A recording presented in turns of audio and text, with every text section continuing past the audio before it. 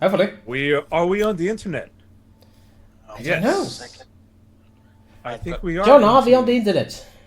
I'll find it in a second. I think I'm on just too many different web pages at the moment. Hold on. We're live. We're live. Yeah. You have the box for the internet, yes? Where the entire internet is.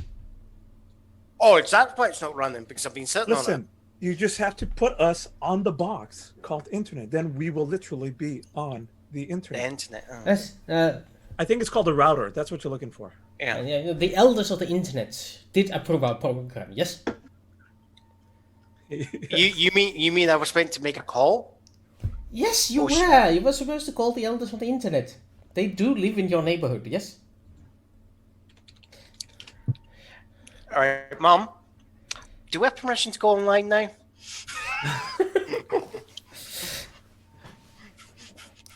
Get home. So, you may notice some changes. I did improvements to our overlay, including the fact that the logos are no longer in the way. They are now up there. Well, technically they are still in the way, but not as badly, because that information up there should already be updated by this point. And on top of that, below that, you have the character thingies down there. We actually have a slideshow of our two main characters and their abilities, so you can actually make a guess what we can do. A bad guess, but that's not my problem. And what about mine? Do I get one of those panels? Do you want one? That's fine. No. I'm totally kidding. It's just you. It looks fantastic. It's just you as a centerfold. There. We need the beach picture from you where you're lounging. Yeah. The banana hammock picture. Yes, that one. Well, we'll put it there and put it in. GM is on a break now. Please turn it down. The centerfold style with a staple, carefully placed staple in the middle of the magazine. Yeah. And then when you go into the reverse side, it's just the reverse shot.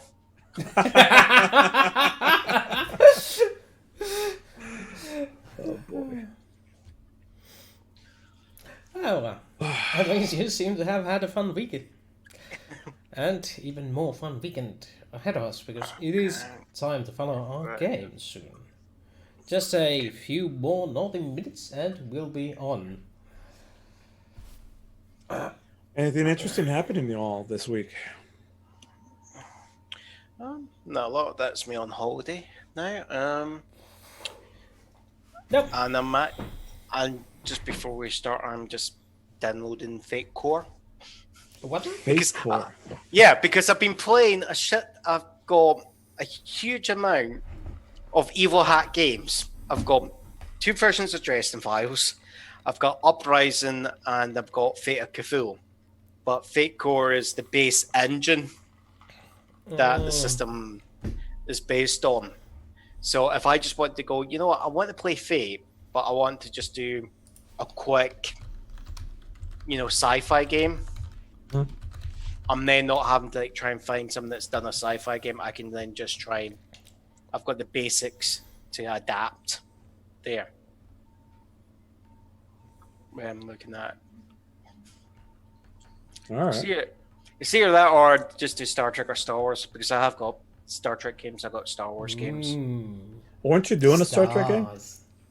I'm running one on tomorrow, yeah. There we go, yeah. Mm-hmm. How's that going? That's going fun. It's just me being quite funny with some of the things that have happened. There's one of them, it is a very busy game, 6 people in it. 6 players and me there. Froggy says something interesting. He's working, and yes, some of us who have jobs are lucky at the moment. Yes, jobs are rare. Jericho Woost had a great job, and now he did not. Yeah. And I had an alright job, and then I got cut my hours in half. Which gives us more time to stream and come up with crazy ideas of what to do. Yeah. So, But if you're out there, you know, the world is a scary place right now. Things are going to get better. Yeah. There's always a silver lining. It's always darkest before it gets Okay. dawn. Darkest before the dawn, yeah. There you go. Something like that. Silver linings. Keep a happy attitude. Mhm. Should have worked out. You know what? Like building muscle. You don't build muscle without resistance. It's those hard times that actually make you a stronger person. Mhm.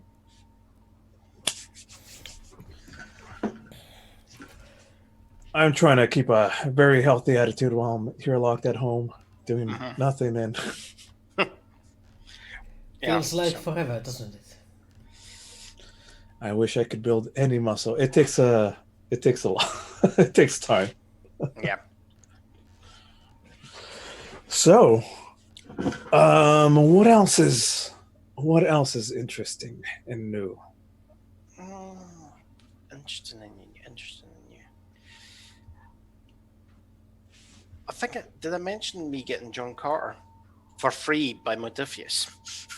I don't even know what you're saying. What's this about a John Carter? Yeah, so me and certain people like Simi, we're big fans of Modifius. They're the company that do 2D20. And for certain people, like for quite a few people who have bought heavily into like certain games or, you know, just in general, over the years they have given, you know, promo codes there to get like additional stuff for free that was on top of what we had bought into there. Okay. But most of it, because it's me being like, say, for me and like Sim, it's been us buying into like say Star Trek. I was surprised to actually find that I received an email last week where it was them doing the John Carter of Mars. Huh. Gave me the entire PDF for free. Is that any good? I never saw the movie. From what I understand, the actual John Carter of Mars is not based on the Disney movie. It's based on the works by it, but it's more taken from Burroughs' work there. Which is what? Is it originally a book or a comic or? It was Pulp Fiction there. So it was sci-fi pulp there. Okay. From like in the 40s, 50s there. Yeah, interesting. I never heard it, but all right. Well, the concept was it was like it's an old genre of like sci-fi that you don't see anymore. It's called Sword and Planet there, where it's basically the fan civilizations, but you're just as likely to see them like wielding swords or pikes and all that sort of stuff. Like half the time, the civilization's in some sort of decline potentially. One of the authors that's actually quite well known for it was Lee Brackett. I can't remember how to spell her surname, but she was the one that actually contributed a lot to this story writing for Star Wars: The Empire Strikes Back.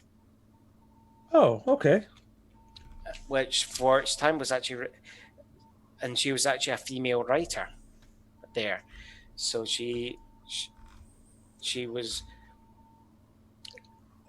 and it was actually known that it was like obvious that she was she was a well-known female writer for her time. Well, the other writers, you know, especially writing for stuff like Star Trek and all that. How do you tell, like, for that kind of time period in the 60s, if it's a male writer or a female writer? Male writers, most of the time, you saw their first name. Really? Female writers, there was a high chance it was their initials. Interesting. Same with J.K. Rowling, actually. Yeah, I didn't. I think I'd heard that. Yeah. Mm. Interesting. She put. What about J.K. Simmons? I don't know what he's. I think he just doesn't like people knowing his name, so he just wants. You know, that one, Empire Strikes Back, is probably one of my favorite visually directed films of the Star Wars movie, as well as perfectly written. It's really, really, really well written. Like the whole circle of the whole story circle of it. Setups, payoffs. Hey, did Jason freeze? Seems like it. Yeah, I think he froze. Like,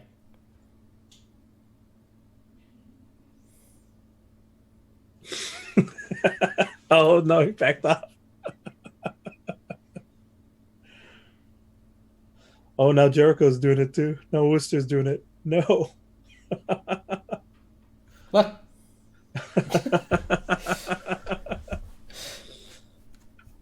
We're such pranksters. Yeah. Oh, you know, I'm gonna have to Reminds keep me, the Spotty Cup thingy had me and the missus watching the Police Squad, the original series. Oh, such a good series. Yeah, the ending of it is where they just Yes, yeah. try and hold it as long as they can, And still somebody like pouring something in the middle, and you can still see drip, drip, drip. That's why I was. Or the second episode where the bad guy is like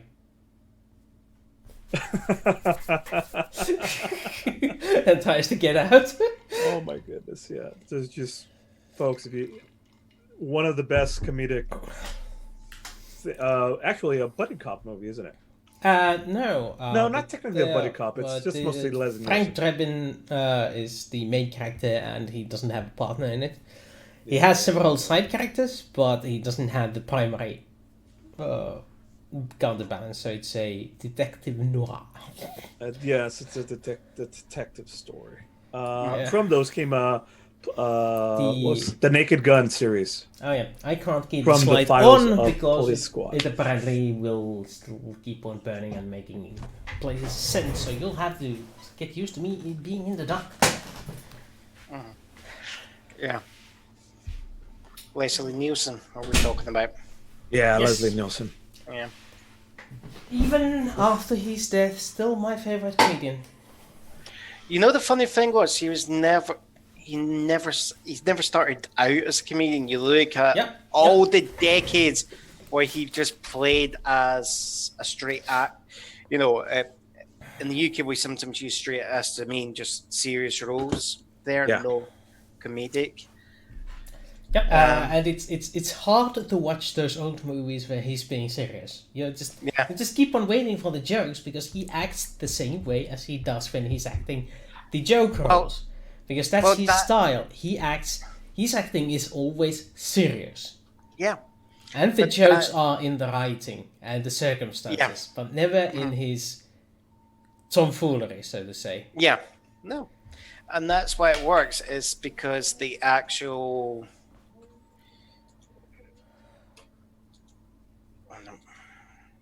Well, it's because the jokes are real. People react to them. Did that shit just happen? All right, it's 1:00. Yeah. I think it's time to start. Yeah, just sorry, I'm just quickly... Now that we've got our bugs out of the way and we tested the system. Yep. And we did all the things. Yeah, Airplane, absolutely. One of my favorite movies, Airplane.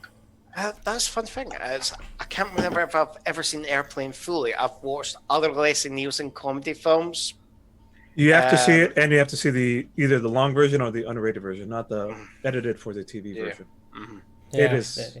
Besides there being boobs for like 2 scenes, it's hilariously funny. Yeah. I just remember like other films like Dracula, Dead in Love, and Naked Gun. Dracula has some nice titties.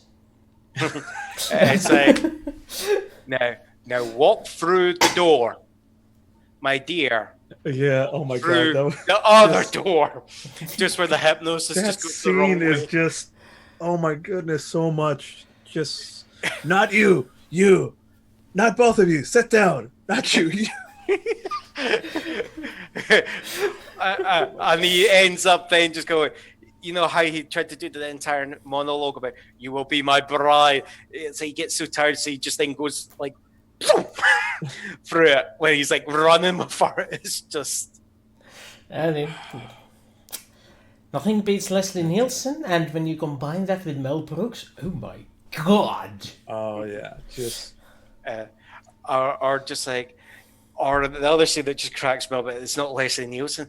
Nina, I'm British. So are these. And we know what these are that we're referring to, but oh boy. It's just so well. It's just the timing of it. Yeah, absolutely. It's I mean, just fantastic. And by the way, a little known fact: he had a farting problem for the last 10 years of his life. Constantly farting, constantly letting them rip on set. It was interesting working with him. From everything that I've heard, they're like, yeah, constantly on set, he'd be ripping farts left and right. He just couldn't control himself. It's like, he must be the funniest actor. He's just like, everyone's like trying not to gag. He's just walking serenely, acting as if nothing's happened. After a while, it's just you just make it work. Yeah. It takes a few thoughts until you stop laughing. Well, all right. Talking about fart humor, let's get on with the game. Let me just turn off the bantering mode. And let me bring this up.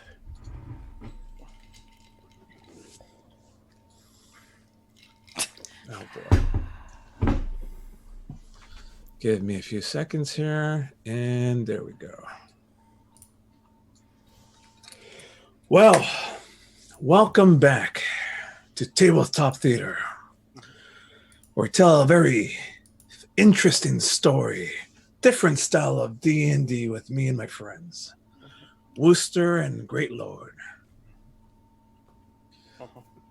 Previously, a mysterious robbery in the city of Iman by Archon the Cruel.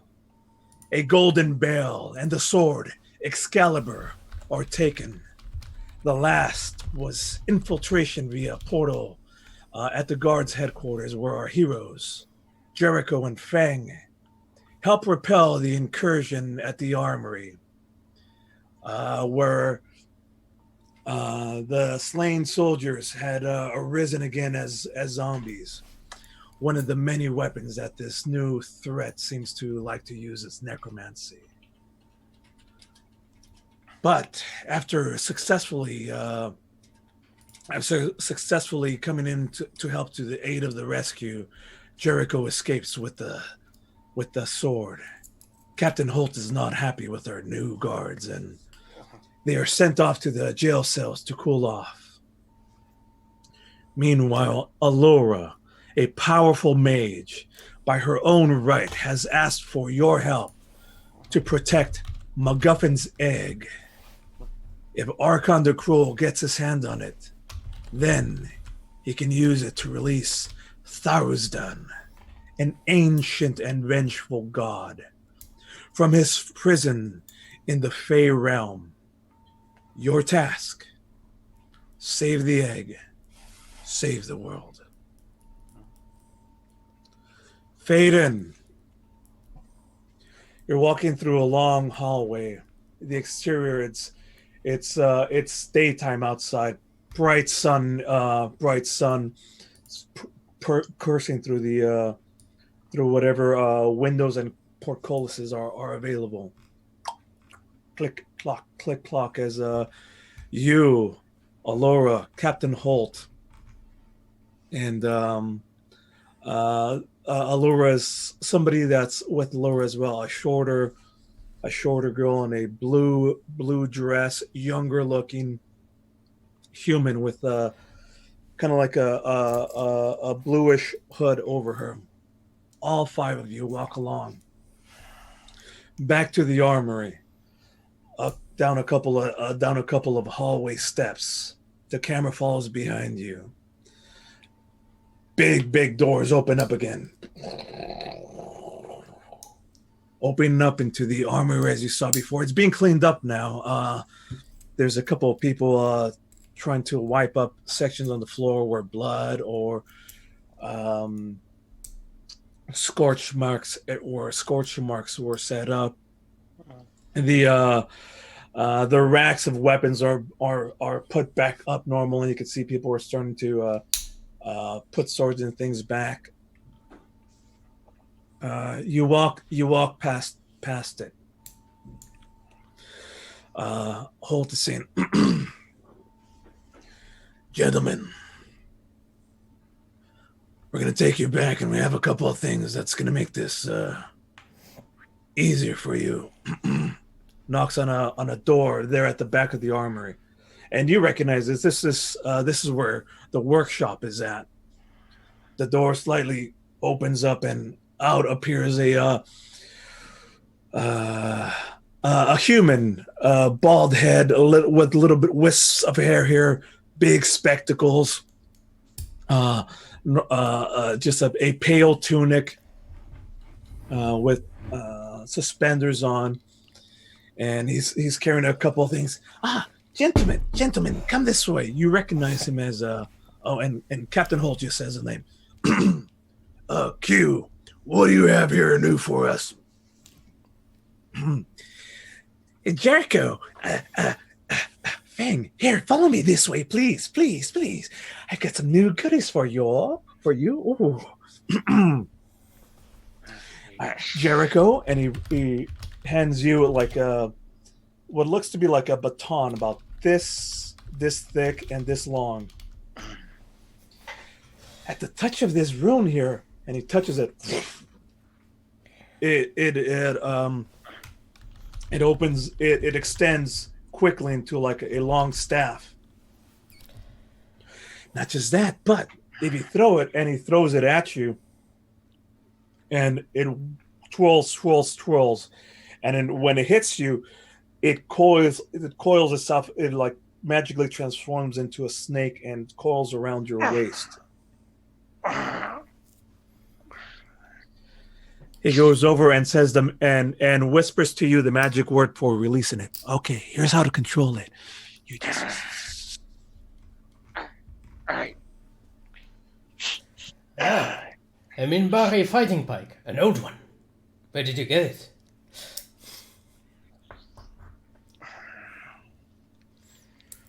Well, you know, we create things here all the time. Oh, speaking of which, he pulls out what looks to be like a set of 3 rocks. They're the kind of smooth stones that you would find in the ocean that are perfect for skipping. They're long, ovalish, kind of granite looking, with what seems to be a set of runes on them. These I've modified your rocky talkies. You can now use them to intricate. Allura has shown me some techniques to, so that you can now communicate via our realm in the Fey realm. Allura steps up and says, "The Fey realm. Time is different. Communication is difficult between realms, to say the least. The Fey realm will be even more difficult.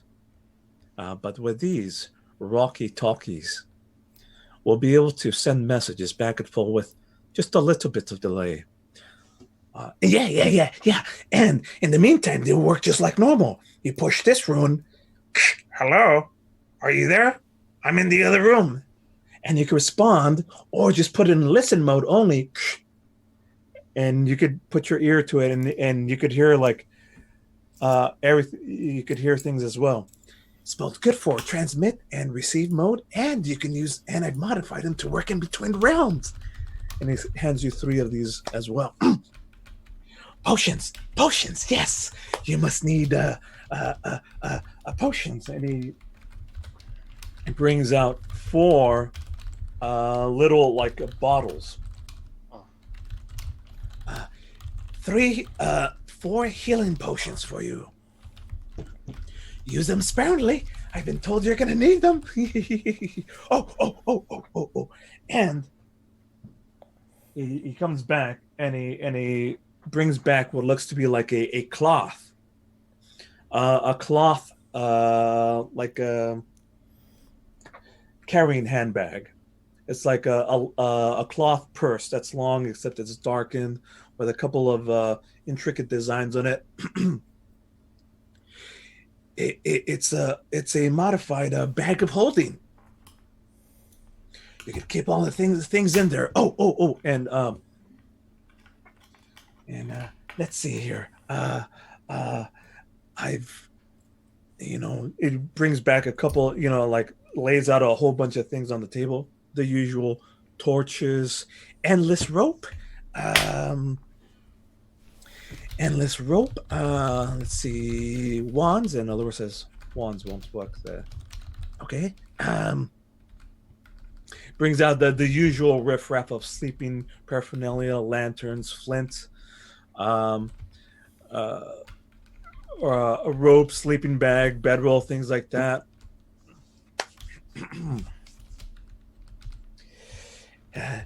Let's see. What else? That will be all for now. Okay. Yeah. And you have these items here at your disposal as well.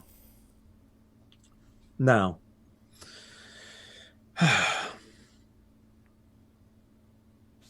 your divine powers should help once you go into the Fey realm. The Fey realm has been since right now it is acting as a holding cell for Thawisdan. The entire realm itself falls under different magical rules, hence why us mages cannot transverse. In fact, it is said that the last person that was there sealing the other realm was MacGuffin himself, which is why he hid the egg in that realm. We happen to know exactly what it is. Arkan the Cruel does not. You have some time to get to it before he does. But time is of the essence. Arcia, Gloria Eos, and she extends the hand and points at that girl in the blue dress with the hood. She pulls back her hood, and you can see the whites of her eyes are almost completely white, and they're a little bit glowing. I have foreseen. I have sight beyond sight. I can see glimpses of the future. I could see things. I've scried for the location of MacGuffin's egg. It is a difficult thing, scrying into the Fey realm. Information is different. The Fey realm is so different than what we have here. You can never trust it. The best that I could ascertain it is in an angelic city in the forest, the holiest of forests that they have. And that's it. So we need to comb the entire holy forest to find it. No other hints at all. Unfortunately, that is the only information we have. Concern is that if we start investigating and searching for a holy place, the Fae may see it as desecration. Yes. My suggestion to you is to avoid the Fae at all times. They may look peaceful and safe and beautiful, but they are dangerous beyond all measure. They are tricksters, Never believe what is in front of your eyes. Never believe what they tell you. They seek to deceive. It is best to avoid them at all costs. I will be dumping you. I'm sorry. I will be transporting you to the closest forest near the area that Sir Gloria Eos has found for us. That should put you relatively close, at least relatively closer to where Archon is going to be looking. The Fey realm is grand. It is quite expansive and dangerous to look at and to search. However, now is the time for questions and answers. I will be as truthful as I can to help you. Before we begin, do you have any reservations, any more questions, things that you would like to know? How can we help you? Yes, you said dumping. I don't like the concept of being dumped there. It is going to be as soft a landing as possible, correct? Well, Archon the Cruel has mastered the technique of how can I put this? Moving in between realms. The portals is a powerful magic that he is able to recreate using Vecna's hand. And again, the camera shifts into showing Archon the Cruel's, blackened armor, except from the left hand here, it seems to be what normally would be red, reddish, scaly skin. Stops all of a sudden. There's a greenish, kind of grayish hued, humanish hand with long fingers and black and curly nails. And barely any meat on those bones. It's like shriveled skin crawling over. Yes, almost like a mummified hand, like a dried mummified hand. He has the power. He has, and her hand moves again, and the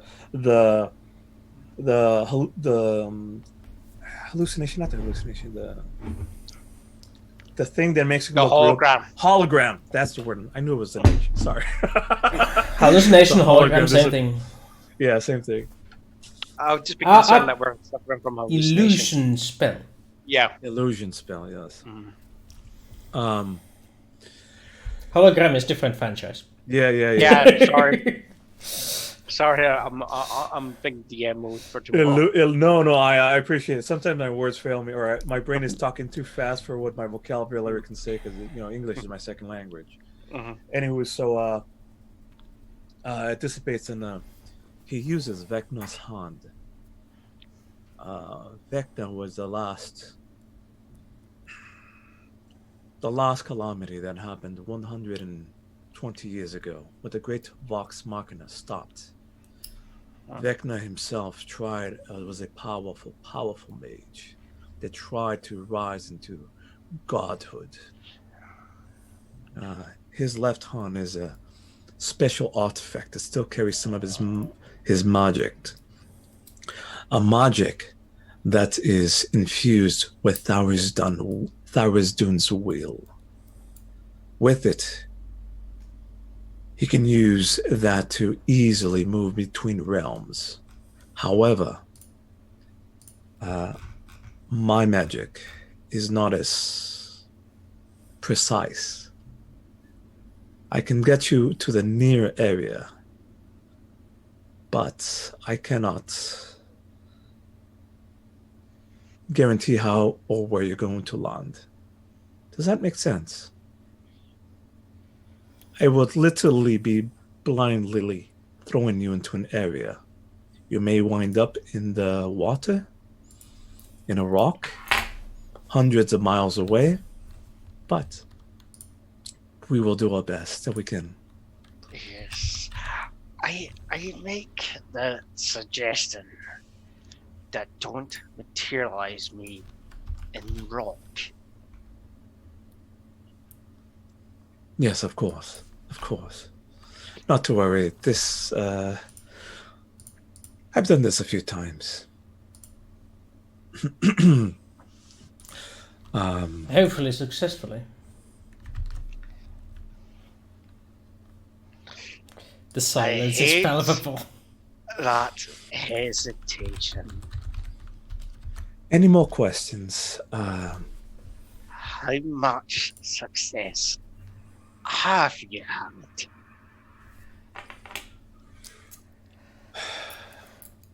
We've had 0 success sending any arcane users.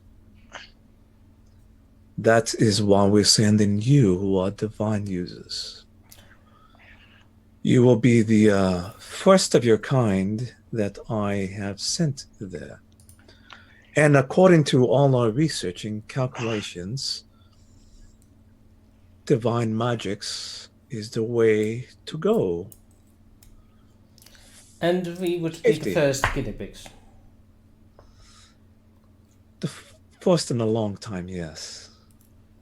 As I said, the Fey realm has a few pocket areas, doorways that appear on occasion, but it has been centuries since there has been a successful interaction between our realm and the Fey realm. This is all experimental, of course, and obviously, if Archon the Cruel can do it successfully so many times, then so shall we. Do not fret. You will be fine. You don't, just in case, you don't happen to have any folding plates or any stronger armor than what I have? I feel like I'm going to need it. What type of armor? A folding plate, you know, the one that you press on it and it forms around you like a plate mail, and you press on it again and it forms back into the pendulum. No. Unfortunately, that's a bit over the budget for what's available here at the armory. And what we have of that in stock is reserved for the... It's in use at the moment elsewhere. There's only possibly a handful of those type of armors that you're describing available, unfortunately. However, your armor, are you worried about that? What you currently have at the moment? Well, we are headed for the Fey realm, and the Fey can be, as you said, tricksy and possibly stabby. I would rather not take the risks of being stabbed to death while trying to save the MacGuffin's egg. Yeah. Yes. MacGuffin's egg is useless to you if it stays there and to be fished by Archon the Cruel instead. Yeah. Okay, very well. Then, Captain Holt, is there something that you can... Yeah, look, Jericho. Feng, fine. Look around in the armory. What you got is available to you. We got some half plate. We got some stronger medium build leather armor if you like the flexibility. We got your bands of protection if you need some.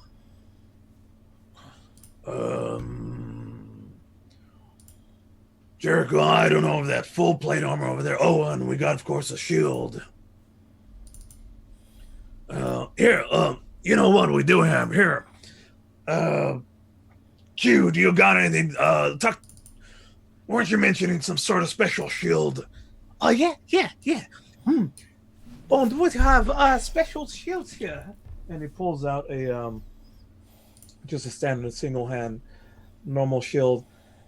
It's infused with a bit of how can I say, adamantium, and he puts it all the way onto the other side of the room, and goes onto one of his tables, grabs a wand, Step back, everybody, step back. Points the wand at the shield, and out comes just a flamethrower flame of like intense high heat, hits the shield, and it just dissipates, causing a heated radiation throughout the room. And he's just holding there. Releases the flame wand, and the shield is still there intact. A little bit brighter from the heat, and then just starts to quickly cool down into back to its normal metal. And then it goes back up to it. Ha! See? Cool to the touch after 15 seconds. This shield, if there's ever any area of effect or spell or something like that, if you successfully block it, it will block all incoming damage that way. It's fantastically good for piercing, any magical effects, explosions, fire, force, bludgeoning, the basics. There you go. How's that, Jericho? That work out for you? Yeah, that'll do. I'll go just fine. Nice. Yeah, if you want, I could even test it out one more time on it. As he pulls out that. At which point the captain's like, No, Q, that we talked about this. That'll be fine. No live subjects. We had that conversation before. And as you look behind, like there's like 4 or 5 of like what would appear like wooden dummies that are just like at this point just like boots. It's only the boots, or some of them they're so burned badly that they're like they look like stick figures at this point. Yeah, Feng's just looking. He's also seeing like what appears to be shadows burnt into the wall. I know now where the budget has gone. He's just Feng's just kind of 1, 2, 3, 4. Is this why there was the fire brigade was here last month? Oh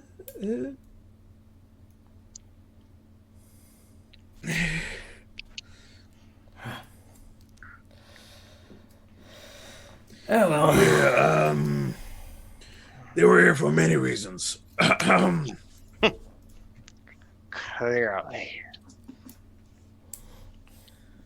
Well, gentlemen, these are the tools that I have for you. But as far as your return, and she pulls out what looks to be like a little glass, a glass crystal ball, and inside of it there's like a little floating bit of swirling smoke on the very center, almost like if you're looking at a big marble. And you know how there's some marbles that have like that cat's eye of like floating something in the middle of the glass.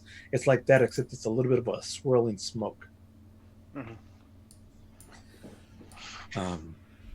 This here is a transportation globe.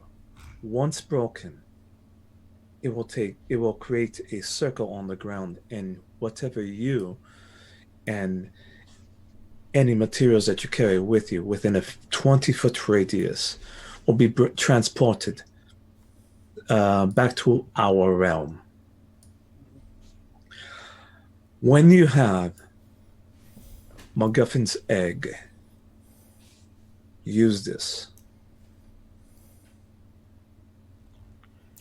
20-foot radius. Use that.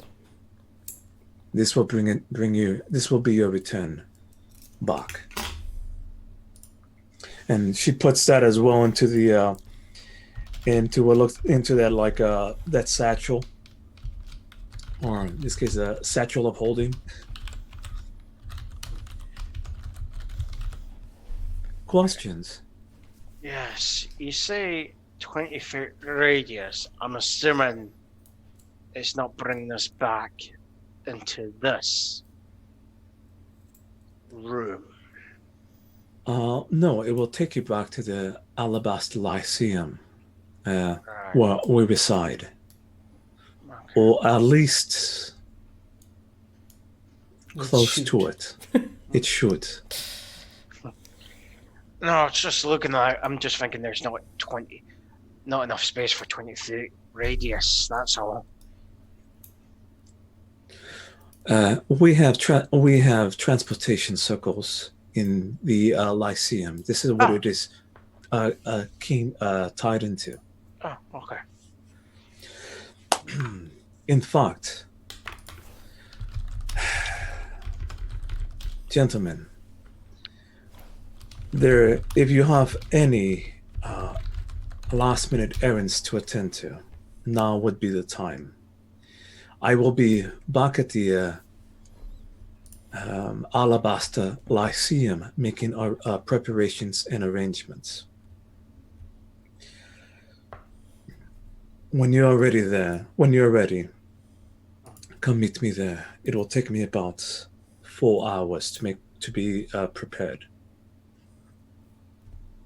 Unless you need any more time than that. Well, I do need to do a few things. Tomorrow morning. Time is of the essence. 6 hours.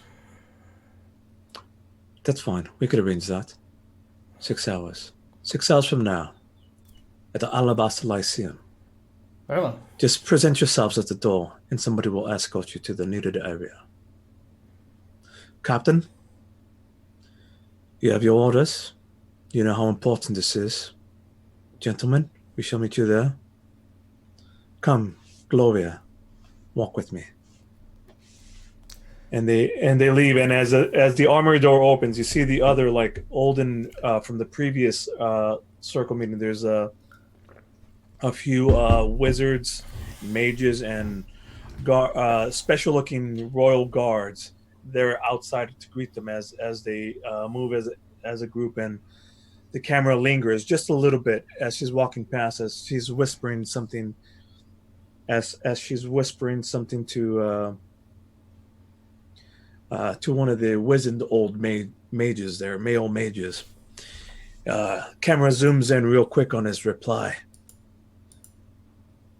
Yeah, yes, but I hope they are capable.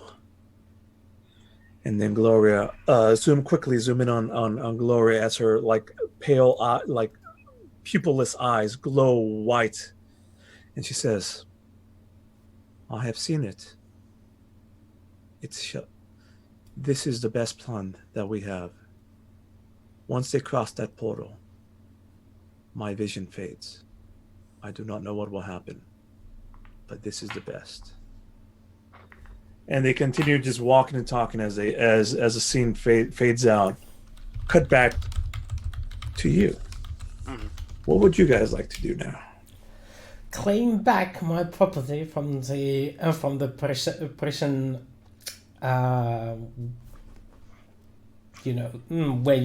Where they store your things while you're lost in there. From the warden.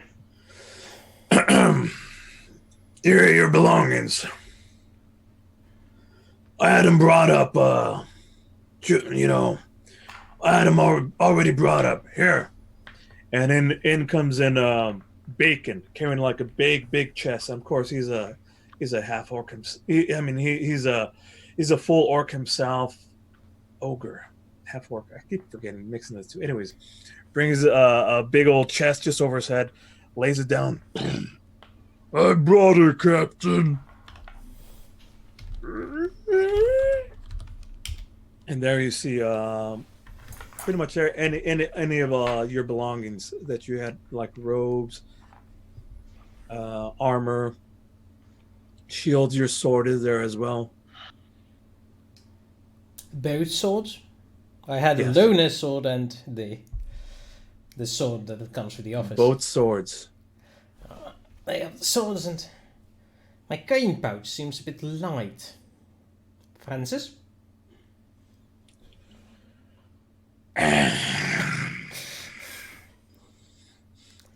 Thank you. Come on, Bacon. Let's leave these guys alone. I am sure, Francis, you're honest with my belongings as well. Yeah, I checked. You didn't have much coin there anyways. Leaves. Not enough to skim from the top, isn't it?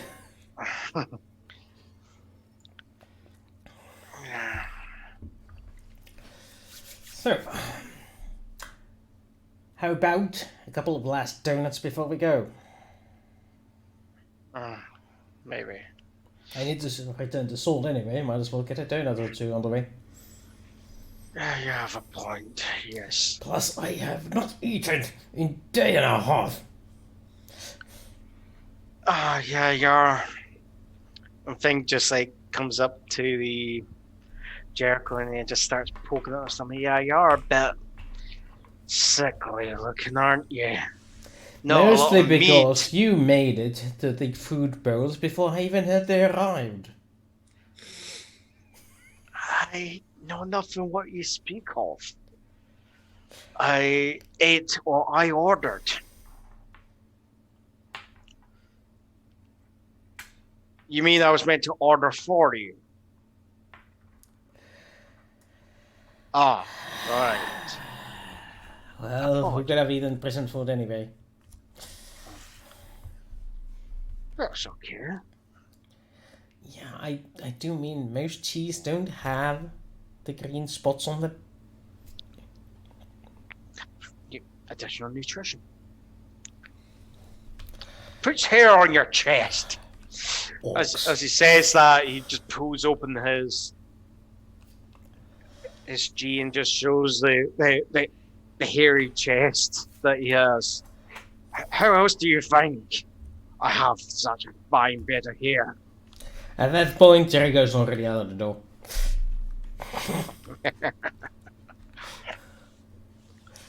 Too easy to wind up, he is. Thing the Gaston. Scene fades as you walk out the door, leaving you there by yourself, getting the last of your things.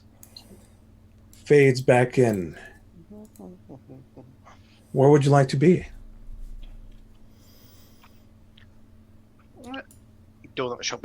No, yeah, I think it'll be the bar. The cop bar first. Back at the bar. Got it. Oh, by the way, I'll be passing by my house first, so meet you at the bar.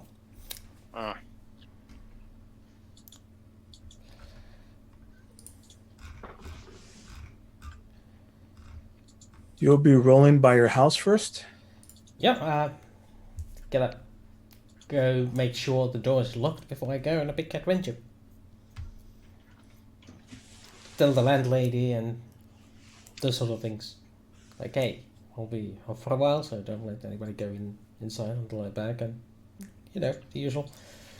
Having a house and a home makes all this no just regular murder, no hobo.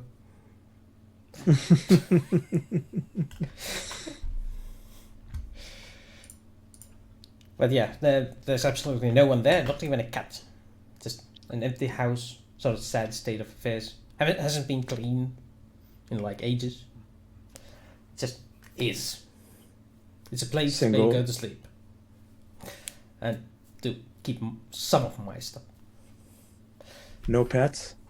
No pets. No pets. Yeah, no intentional pets. In the background, you hear a scurry in a little. Oh. Hello, Francis. What you doing here? Little mouse is just eating like this little bit of like old cheese of old food that's in the corner. Looks up at you with just like these little whiskers just going like that, and just goes back to chewing and scurries off across the around the edge of the wall into one of the holes and disappears. Yeah. Oh well, that's enough of the zoom in on Jericho's place. We can zoom out Feng. and see what Feng is up to. Meanwhile,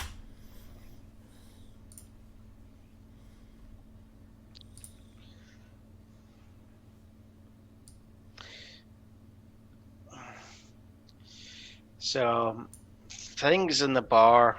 He's just sitting in the corner, his feet resting on the table. He's pulled out his panpipes and he's just blowing a very soft tune onto them. Music There. fills the background. It's just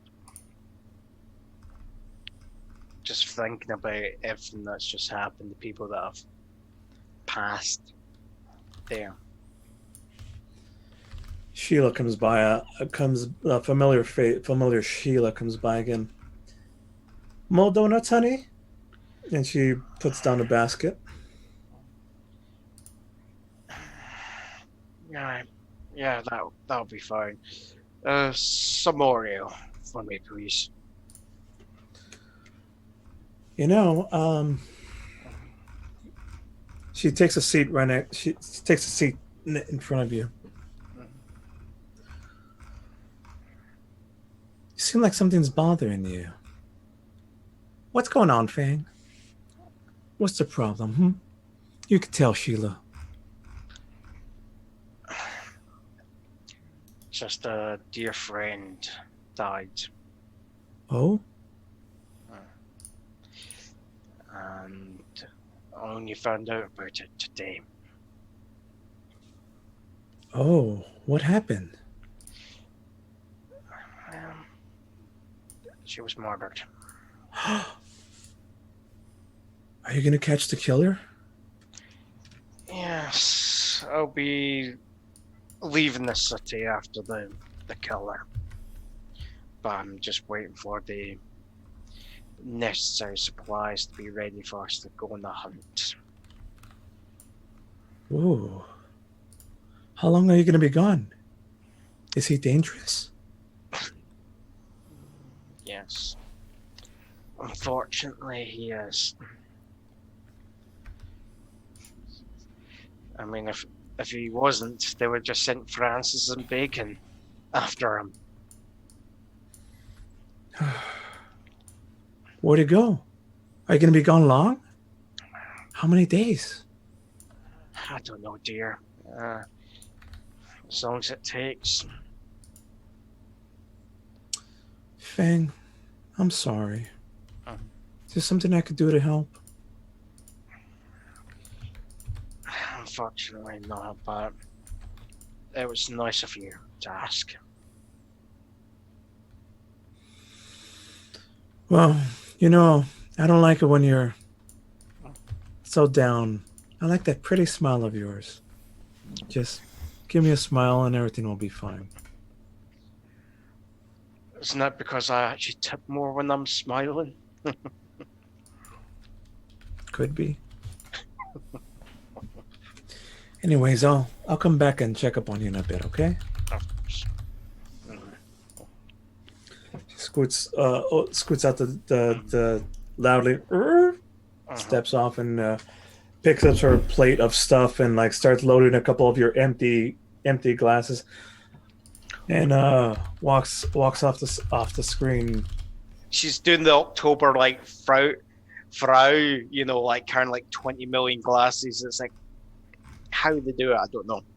And the camera lingers, zooms in just a little bit, lingers as she does a little shuffle with her hips before walking off. As the camera zooms in, you know, or the scene does a little zoom in, everything turns black and just highlights her butt and then disappears completely. Well, you just like see like when it comes back, like it's like thing is just like for a brief second, it's like, oh, babe, you got a mission. and that's when Jericho walks in. Straight to the counter, setting up the sword for the bartender. Sorry about the delay. Got a bit sidetracked. Oh, that's just fine. Thank you for bringing this back. Been in the family for centuries. You know, back in my adventuring days, before I took an arrow to my knee, of course. Ah, yes. How is she doing?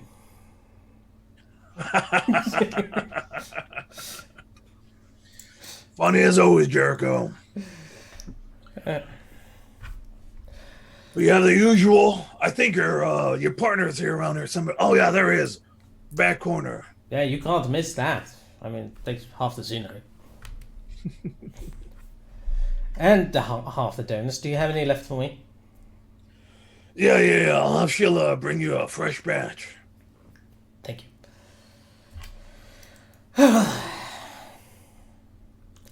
Then go sit down. Raise a pint. To Agatha. Yes. May she live long in our memories.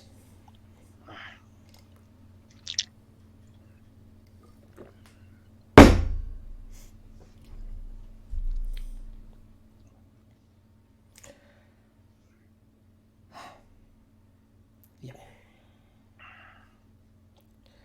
Well, I'll do my best to make sure you'll get back from this alive.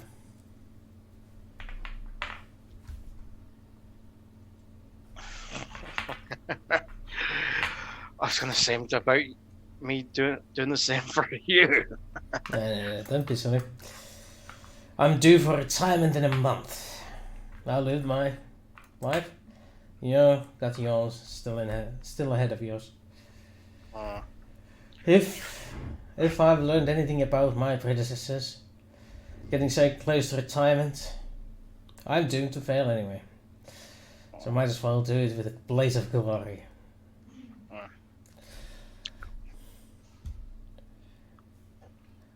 So, if things start heading south, you get yourself out of there. I'll hold them back. And hopefully you can make it out. We'll see when the situation arrives. Besides, I only slow you down. When you smell donuts, you run faster than some horses.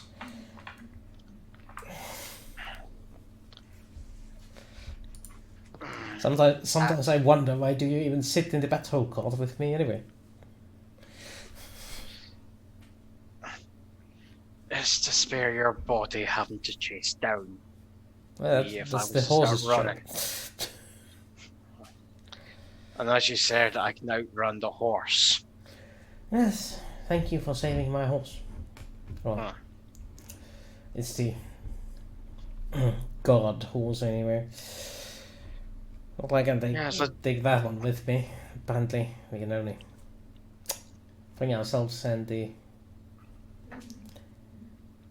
Well, we can bring back a lot of things, but I don't think they're gonna make many things go that way.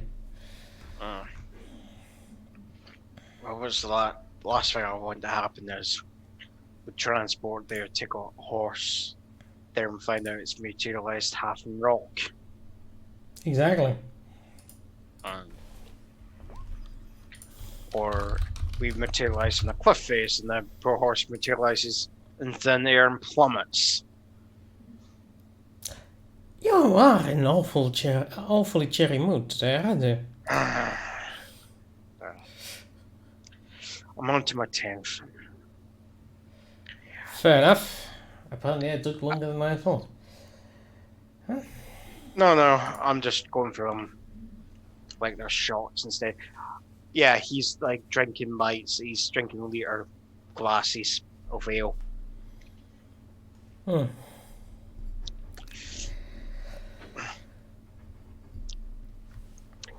If you just give me a moment. Need to answer a call. and goes off to the back.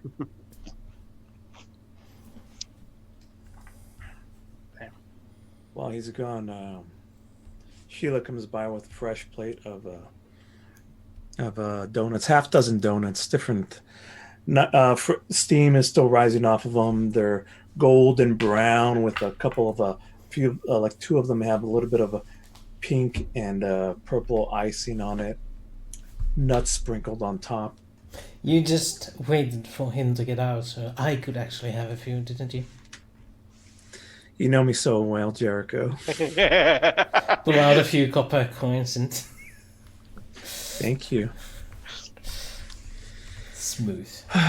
This is why I come here. Listen, and she pulls out the chair as well and sits down. Jericho, Feng seems to be down.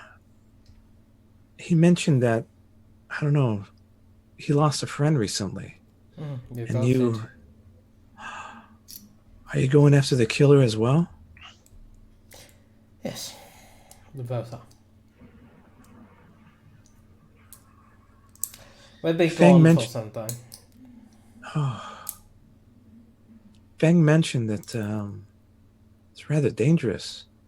I mean, I know that you guys are top cops and all, but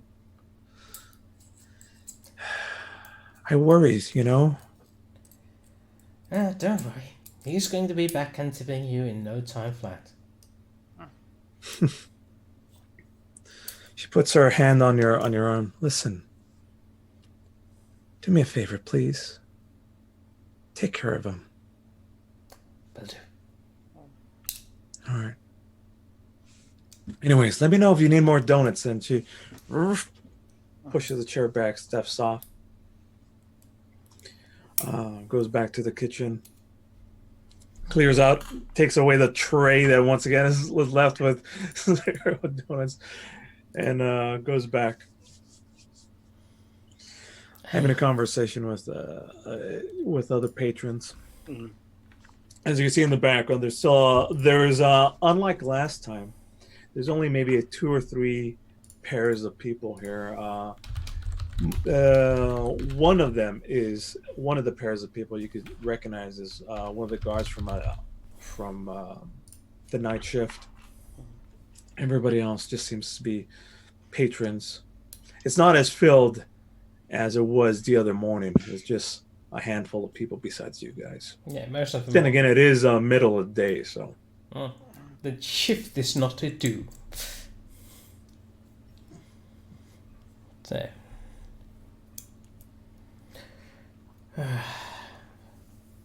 Oh yeah, one change.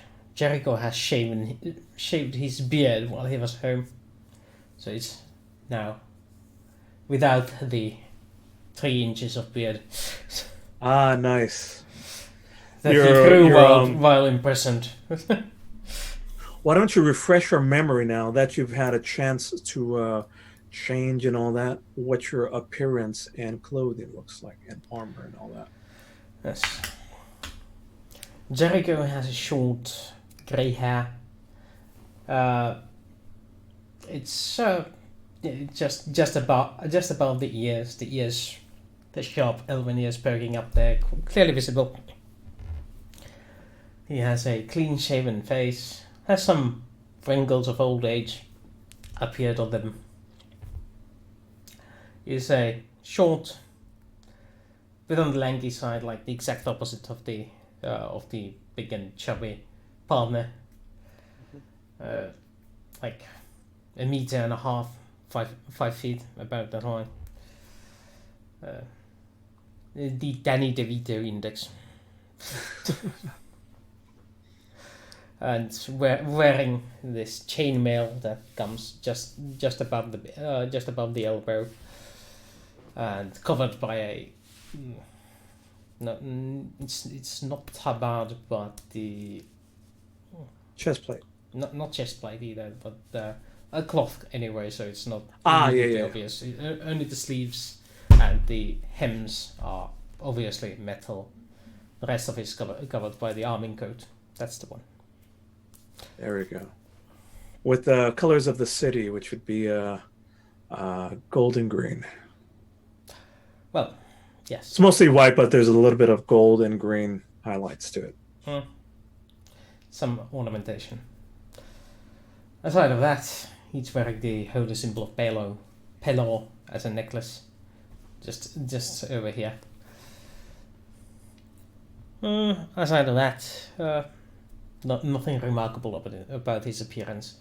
The sword is uncharacteristically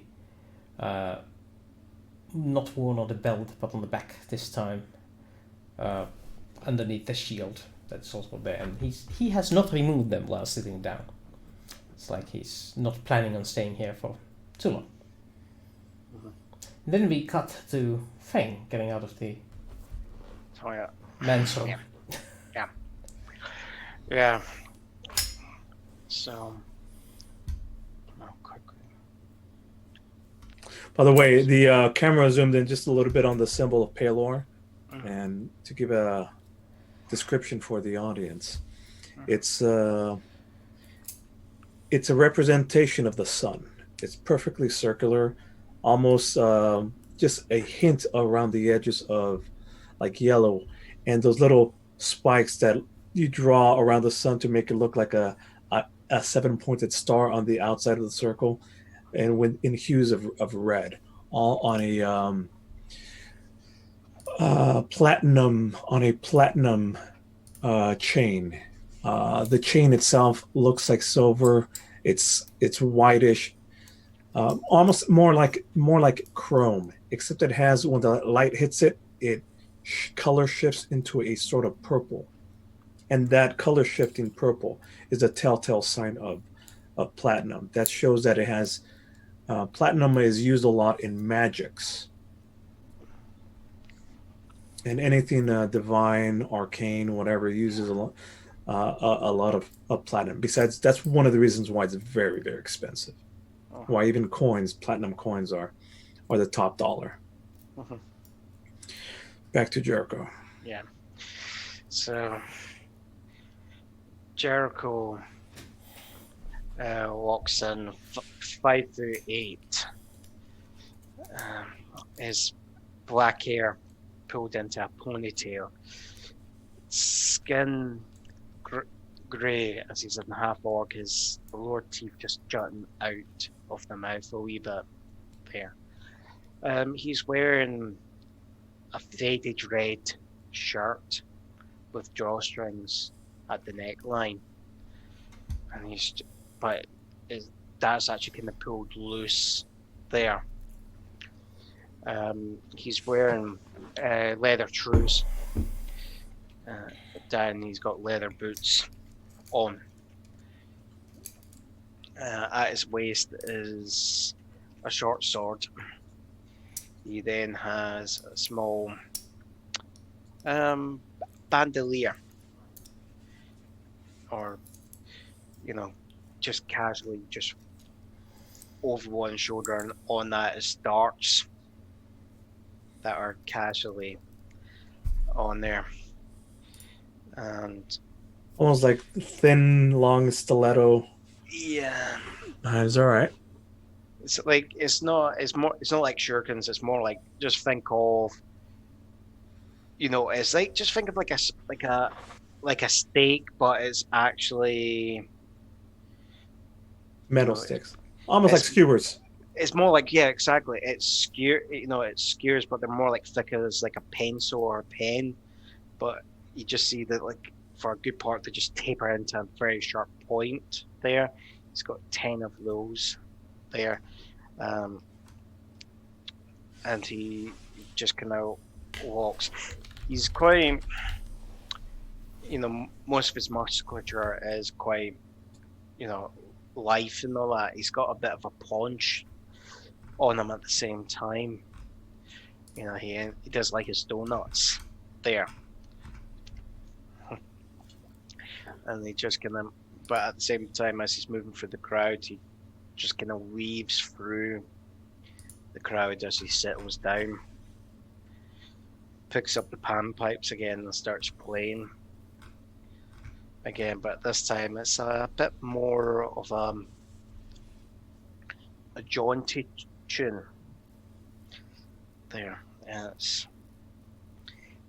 people, people kind of pick up their heads, and you see a couple of people kind of tapping their feet. There. Hey, can I trust you guys to continue for like 1 minute? I'll be right back. Yeah. I can still hear. I'll be right back. I'm not watching you, but I'm still listening in. Behave. So starts going into a jaunty tune where people, start humming along and start beating the mugs against the table with it.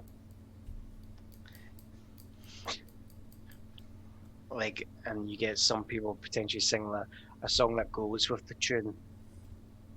You then get someone singing another song that goes with the tune because it's just a tune that ends up being used for like 20 different songs. Where it ends up being like people start arguing, well, what song were we meant to be singing then? And a fierce debate starts up along the bar. As that happens. Yeah, hello, Feng. Surprising enough, this will be your first roll of the day. Roll me a performance check.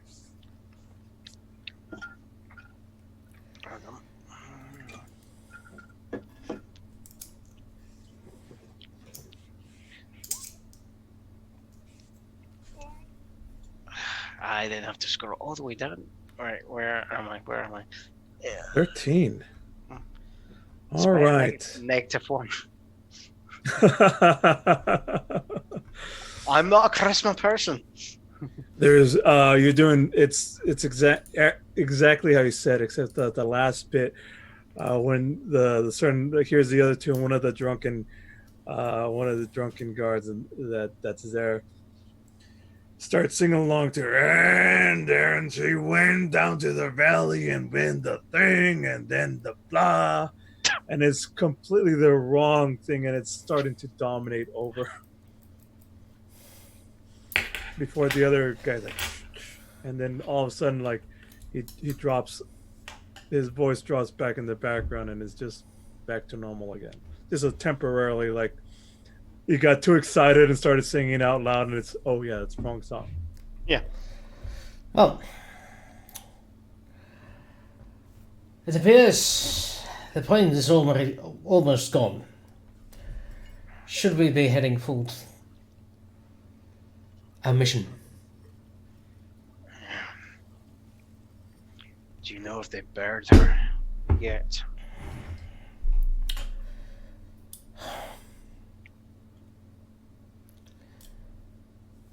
I'm not sure if I want to know. If they haven't, I can still live in denial about it.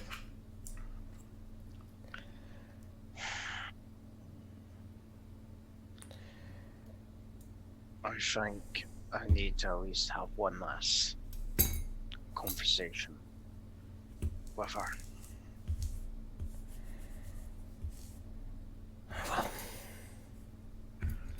Can understand if you don't want to. Sure. I'll wait outside.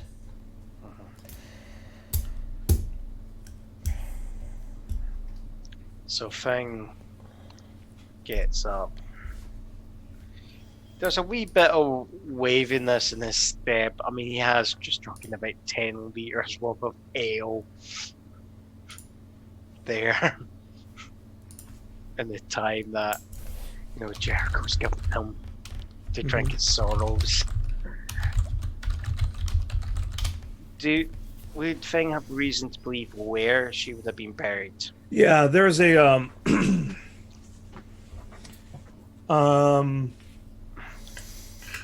because you heard the captain mention, or because you heard the captain Allura mention that they did a speak with the dead. It's probably at the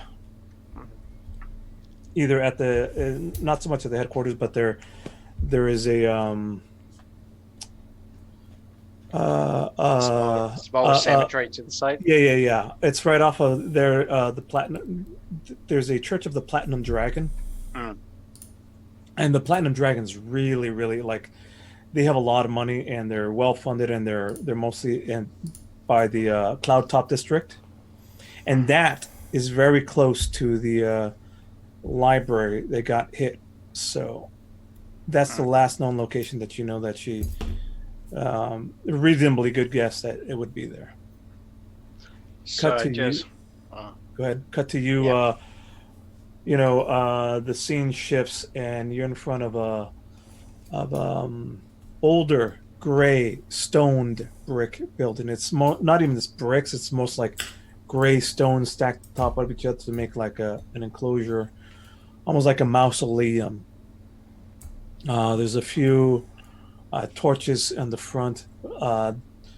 Dark wooden doors that open outward. And right now they're outward open, and you're at the front of them. And as you step in, the camera follows you inward into this building, and the interior is very somber and dark. There's a few torch. There's not actually torch lights. There's more candles lighting up the entire area, and a softish kind of brownish and yellowish, calming colors. There's a little bit of hum or music in the background. You know, the orchestra kicks in with a little subtle, low orchestral humming. As you walk in, you're greeted by a regal older gentleman in darkish suits. Yes, may I help you? Human male, dark suit, whitish, palish skin, ebony black hair, tight skin back. I have reason to believe that a friend of mine might have just recently been interned here. Her name was Agatha. Oh, yes. Agatha Christie. Yes, she is here. I just want to pay my respects. Yes, of course. Please follow me. He walks calmly, subtly. You see, she's currently being prepped in room number 3. Takes you to one of the doors to where she's residing in there. I must warn you, though. It's not a pretty sight. I've seen very many unpleasant things in my life, unfortunately. Well, I don't think like this. And he opens the door. And he gestures for you to go through. Just moving forward hesitantly.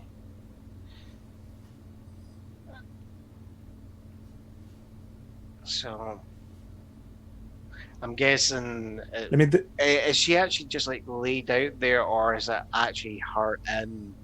Like, let me paint the scene for you. Yeah. Inside, there's scones with candles on all 4 of the walls, illuminating giving it a kind of a flickering yellowish hue to the area. This room here is a dark red paneled room, so like the flickering, it's almost like a orangish reddish that's in the room, illuminating. Yeah.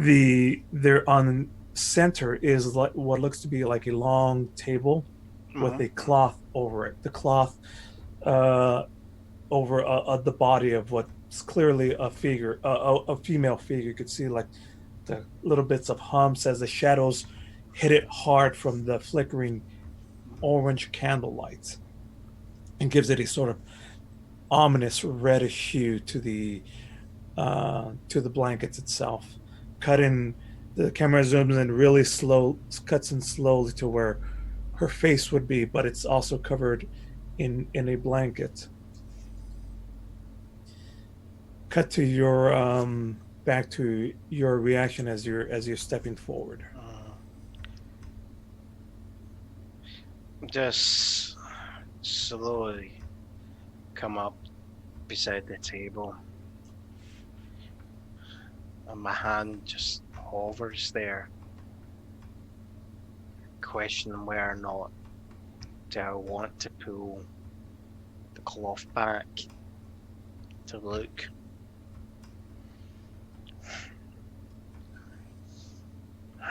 Just do it.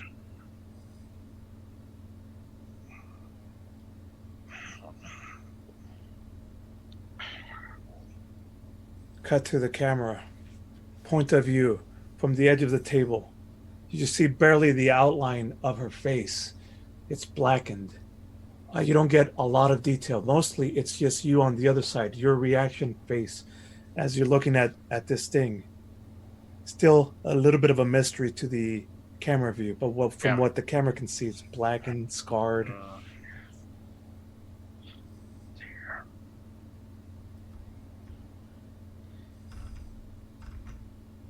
Let go of the cloth, my hand just goes down to the cheek. You never deserved this.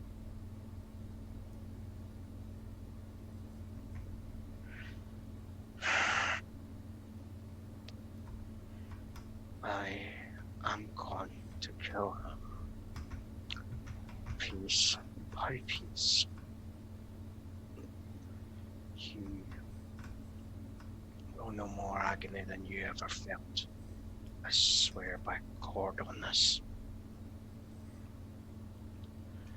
He just quickly whips the cloth back over and just storms out. Slamming the door, the door behind him. Just that, maybe not as hard as he was thinking he was doing that. I think it's like you hear just that loud bang. The choir that was singing in the background. They went, "What?" Yeah, Silence immediately. That as soon as the door hits, that choir music stops.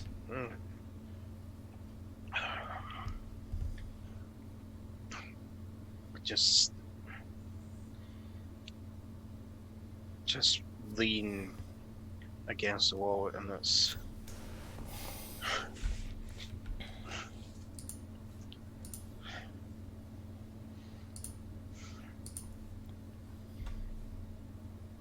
just his hand just starts to pound against the wall. Sir, you okay? Is everything all right?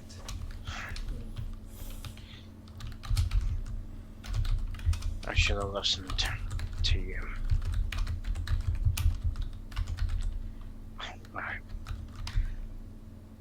My apologies.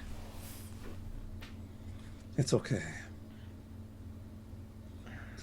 Death is mysterious. Her end seemed painful.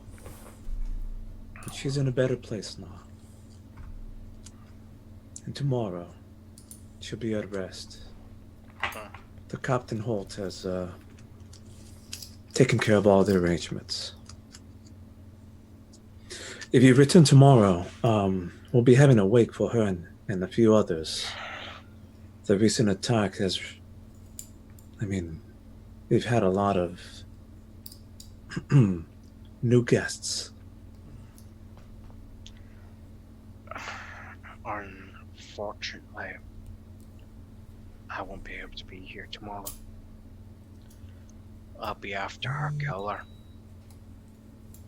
Ah. Well then, good luck.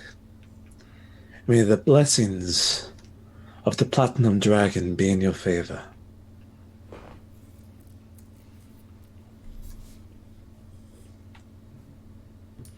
Yes. I think I'm gonna need every blessing I can get.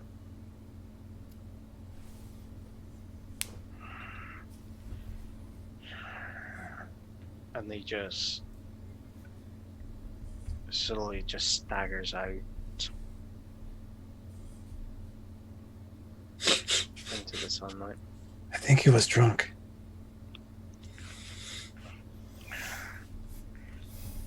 Outside, you find Jericho smoking a pipe.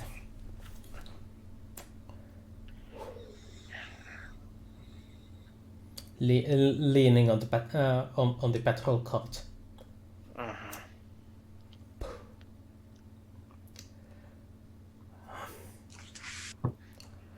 So, shall we?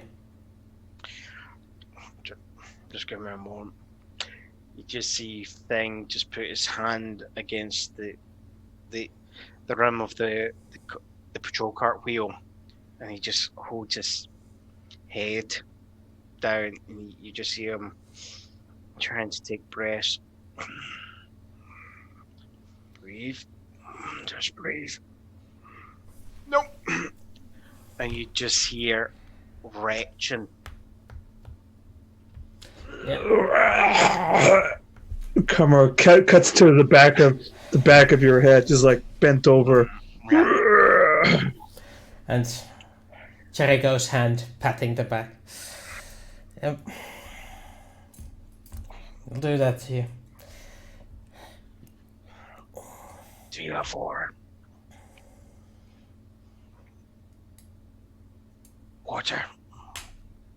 Yep. Yeah, sure. Yep.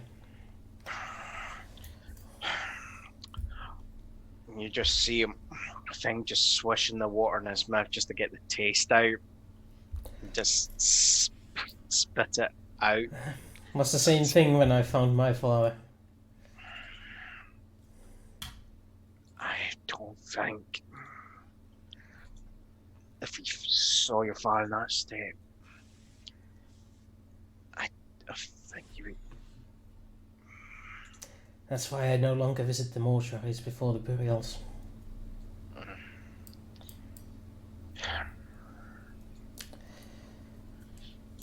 Hey, come on.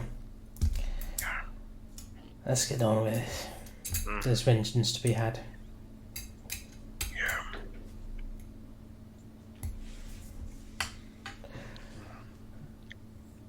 Fade out as you're getting into the carriage. Simple 2-man. There's a spot for 2 men in the front. You're riding. Feng is riding shotgun. The back is a kind of a. It's actually a squarish shape. What really is, it's a cage that's covered by a tarp. On the back of it, it opens up so you could put people in there. Inside would be a bench, but at any point the covering, the tarp covering, can be taken off, and you can literally just look behind it and see if there's any prisoners or what they're up to. And you could hear the clip clop as it starts rolling forward. The 2 horses drawing it. The camera highlights it as it's moving away from the camera's point of view up against a road up a hill. The camera tracks past the cart, past the hill, into, and what's directly behind it is a road leading up to a very mystical tower or a palace. Almost, if you can imagine, like a Fantasyland style medieval castle full of magic, in grayish stones with crenellations and oddly lights hidden from the bottom, trees everywhere. This would be the Alabaster Lyceum, thusly named for its almost palish grayish visage on the outside. And the camera as it's fading there, as the cart is moving towards it, the camera slowly fades out. And that's where we're going to take our break. Yeah, 10 minutes break, I think. Or something of those lines. Okay. Well, I've done some cool things, but see you at 35. Where's the button now again?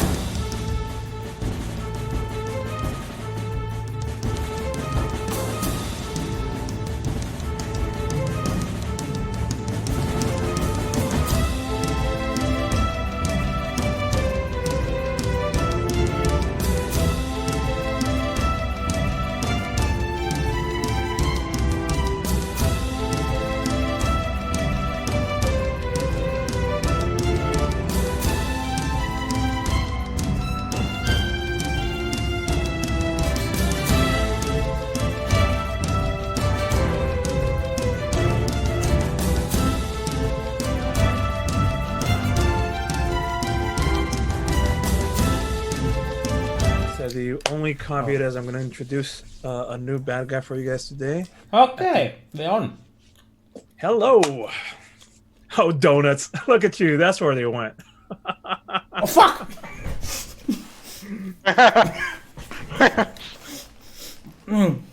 I mean, hello.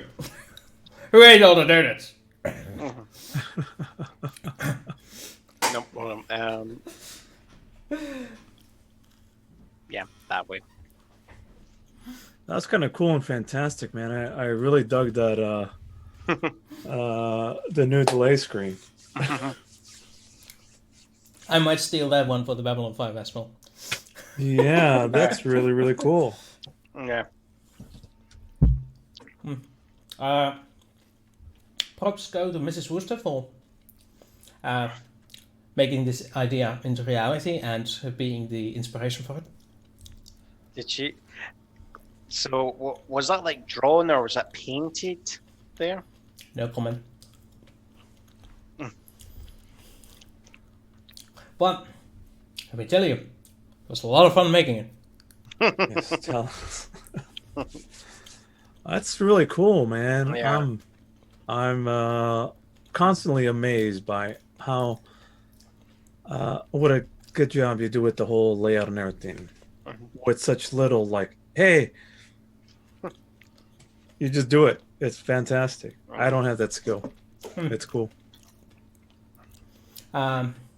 Yeah, sure. It was a lot of work. Just a lot of it's more like for stuff like Photoshop is having a clear idea what you want to do. Exactly. That's What the this thing. man says. What this man says. Everything else is easy, but having an idea of what the fuck you're doing is the hard part. I used to teach 15 years ago Photoshop. Back when people were still running Windows 98. It's just like that's the thing I found with doing the sources of power layer is if you don't know what you're doing, you're just going to make a mess of it. If you've got an idea, the reason for it is like by the time you do something going, oh crap, I want to do this, you find that you can't reverse what you've done half the time, so you have to start right all over from the start again. There, and that's the issue. Here's why I say that it's good, because I used to know how to do it 20 years ago in 1990. No, I guess it was 20 years ago. 1998. Yeah, literally 20 years ago. Fuck, I'm old. 22, yeah. Anywho, I used to give classes for it. It used to be $4,000 for a class for 2 days, and we had people from like I had one guy in particular who used to be a photographer for Playboy magazine and Sports Illustrated swimsuit edition. Did he get you any pictures? Oh, we worked on console stuff, but I mean, he'd pay like once a month. He'd be like, "Oh, I just want to learn that one thing," and gladly pay the money and just come in for like half a day. And once we got through that lesson plan, he'd be like, "All right, I'm out." Because he forgot how to do that one essential thing on how to do layer editing the specific sub layers. And once he remembered that, he was like, all right, I'm out. But I know it used to be very, very difficult, and I can no longer do it anymore. It's been 20 years since I've touched Photoshop. It's like a lot of it is just because they don't actually make like some like the layout design for it. It's like not obvious. Like if you're looking to set up a transparent layer, so if you're then doing like stuff like that, they don't actually make it obvious that when you're looking for the options, that there's actually more options. They don't give you a scroll. They used to, but not on the latest versions. Not in the latest version. Yeah. So it's we'll only talk Photoshop. It gave me 30 minutes of rage. Why is there only black and white buttons? Yeah. Yeah. Anyway, and then Wooster says, you can scroll. What? And now it's another 30 minutes of me raging. Yep. I had that same thing myself. So, anyway. I think Wooster enjoyed that. Yeah. Okay, so let's get back to the game, because our audience didn't come here to listen to our rantings about Photoshop, did they? Yeah. Yeah. But that was a cool story, Carlos. Cool story. All right. Ladies and gentlemen. The director. Welcome. Oh, wait, Yes. he changes places. Oh, I need to change names. What? Uh-oh. Oh, also, Why the Can hell you did you change change- places? for me, can you rename yours? Actually, can I rename you? I can. Ooh. You can? Ah. I could, you know, you what? Check this out.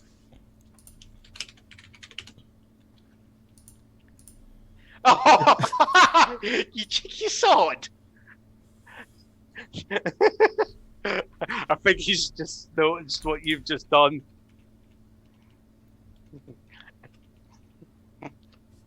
There we go. Back to normal. It's without Actually, the H. Yeah. I'm redoing it. We got the big names over there, so we don't need There to. we go. It's for me. Oh, it's for you. Okay. That's what I was calling you. I thought Enough you would shenanigans. remember that by now. Yeah, no, you renamed the wrong one. That's what he's meaning, Wister. Oh, right. Yeah. All right. Enough shenanigans. Let's go to Flanagan's.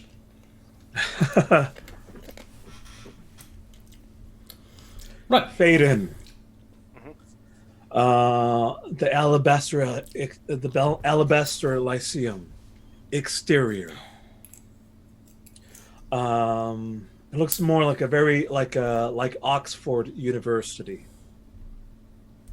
There's a lot of a green, expansive lawn, bushes and trees around the area. Nice, neat flower-lined pathway leading up to an oldish white brick, almost kind of like a marble-ish looking brick exterior building castle with that's taller than it is wider. About four or five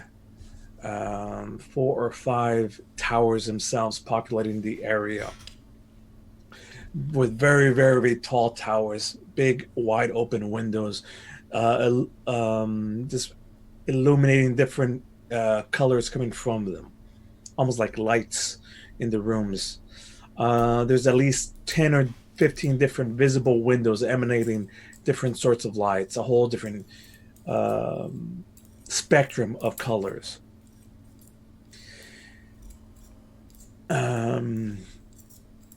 Fade to interior shot. Long, tall room, big, long hallway. The entire area is populated with students and mages and people scurrying about in robes, brightly colored robes. As you enter in on the pathway that's laid in front of you, leading to the very front, is clean to a gleaming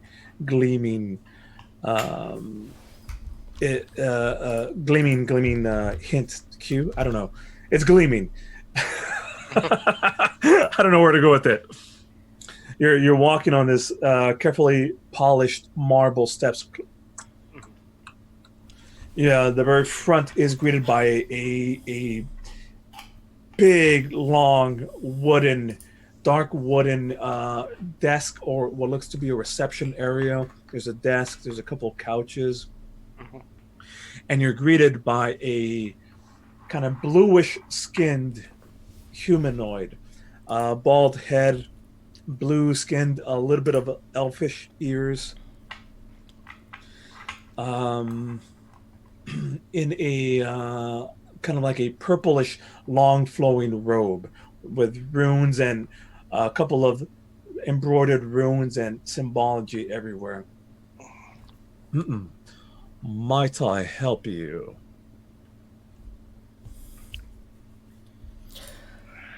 I think it's best you speak at the moment. Just a moment. Yes. Alora summoned us.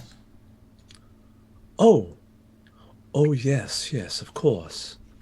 You are from the Watch, yes? The Gods. We are the gods. Please, follow me. Marianne, take over the desk as I escort them. Follow me, gentlemen. You're escorted through double the two as he steps around the desk. There's a set of double doors that opened up, and it's kind of like a stained glass door. Beyond it is different lights. Beyond it are different. As it opens, you can see like a brightly lit room with different light sources. There's these kind of crystals along the walls. They're like quartz crystals about the size of somebody's head, and they're emanating a soft, yellowish, whitish light. They're spaced evenly throughout all of the hallways. You recognize these as moonstones. Moonstones are rechargeable like crystals that are once exposed to light, they absorb the moonlight energy and stores it in the sense of magic. They store like how batteries, like a battery stores energy. This stores magical energy inside the quartz, and from there you could do many cool little different things. Here they're being used just straight up as lights. In fact, the rocky talkies that you were given has one of those moon crystals attached on the back to it. So it's the crudest way of using them. They're just to turn them into lights. Yes, these very, very expensive. Think of that as like somebody using, like having a very high-end laptop and just using it to use as like a moving background image. A really weird desktop. I'm just thinking it'd be like someone buying an Apple Mac a Mac laptop, and they just use it as a fucking paperweight. Yeah. Catwoman. In essence, yes. $2,000 Catwoman. Oh yeah, that's the other one. Except that's worth it. Yes, because the cat is worth it. Yes. As you're being led along this hallway, you can see the hustle and bustle of other students carrying scrolls, books. A couple people like with books up to like past their eyes that they're just blindly walking forward, carrying stacks. You're led down these double set of palatial staircases that wrap around the entire oval room and go down, leading down into another lower subsection. Correct me if I'm wrong, but is this place bigger on the inside than the outside? Oh, It's wizards, don't. Never been in here before. I'm just picking up on that. Never question wizards too closely, you'll just get a headache. I learned it the hard way. The double doors open up. There's another room that has paintings around the area. A couple statues, artifacts, knickknacks. The paintings, though, they seem to be like a still life of very famous mages from the era. And one of them in particular, the one dominating this room in particular, underneath it says MacGuffin. Found MacGuffin, circa second age, 200 through 400. This is the fifth age.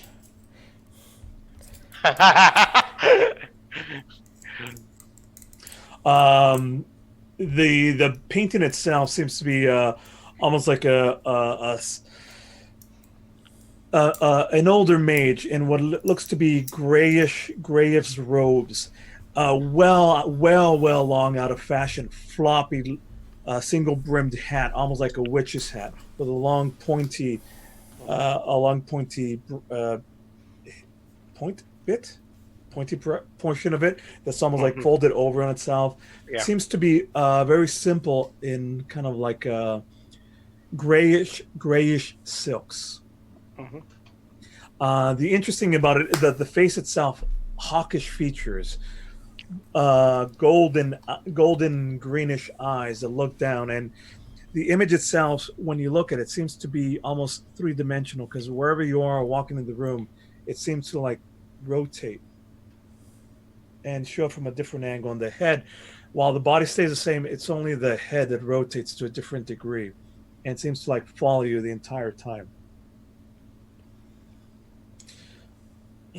Another set of double doors open, in which case now it's a darkened area, a staircase chamber brings you down as you're, the mage or the person attending you. He's just holds out his hand, and from there, little white globules of light start floating. About 4 or 5 of them start rotating around the area as you're descending down these spiral staircases. It seems to go down about 2, 3, 4 floors, eventually leading into a long auditorium style hallway, where here the walls is draperies, some more of the stone moonstones in the area, and that's where you see Allura, as well as a couple of other mages, and Captain Holt is there as well. You're brought in, and the camera zooms in on Allura as she's frantically looking at the ground, as she's laying out a little bit of what seems to be different colored dirt in a long circle, almost drawn like a large pentagram style design on the ground, 20 feet. She starts with her eyes closed, starts mumbling a couple of words. Illuminati, ves para entrar en Illuminati, portales del verde, escultara a entrar al Los Angeles. And runes start like boom, boom, boom, boom, lighting up, and there's cones around the edges that are carrying like nothing but a little like ash and something that lights up, little flames of like orange, purple, green, red, blue on 5 different sections light up. At which point, Allura finishes her what she's saying, looks up. Oh, you have arrived. Fantastic. We are almost ready. Gentlemen, please take a seat while I make my final preparations. At which point, there's a couple of wizards aiding, and they're bringing over like things to finish up the runic circle. Captain Holt is there with you. Gentlemen, you have your mission in front of you. Retrieve the egg as quickly as possible. Find it. Bring it back. You know the stakes. They're high. If it was up to me,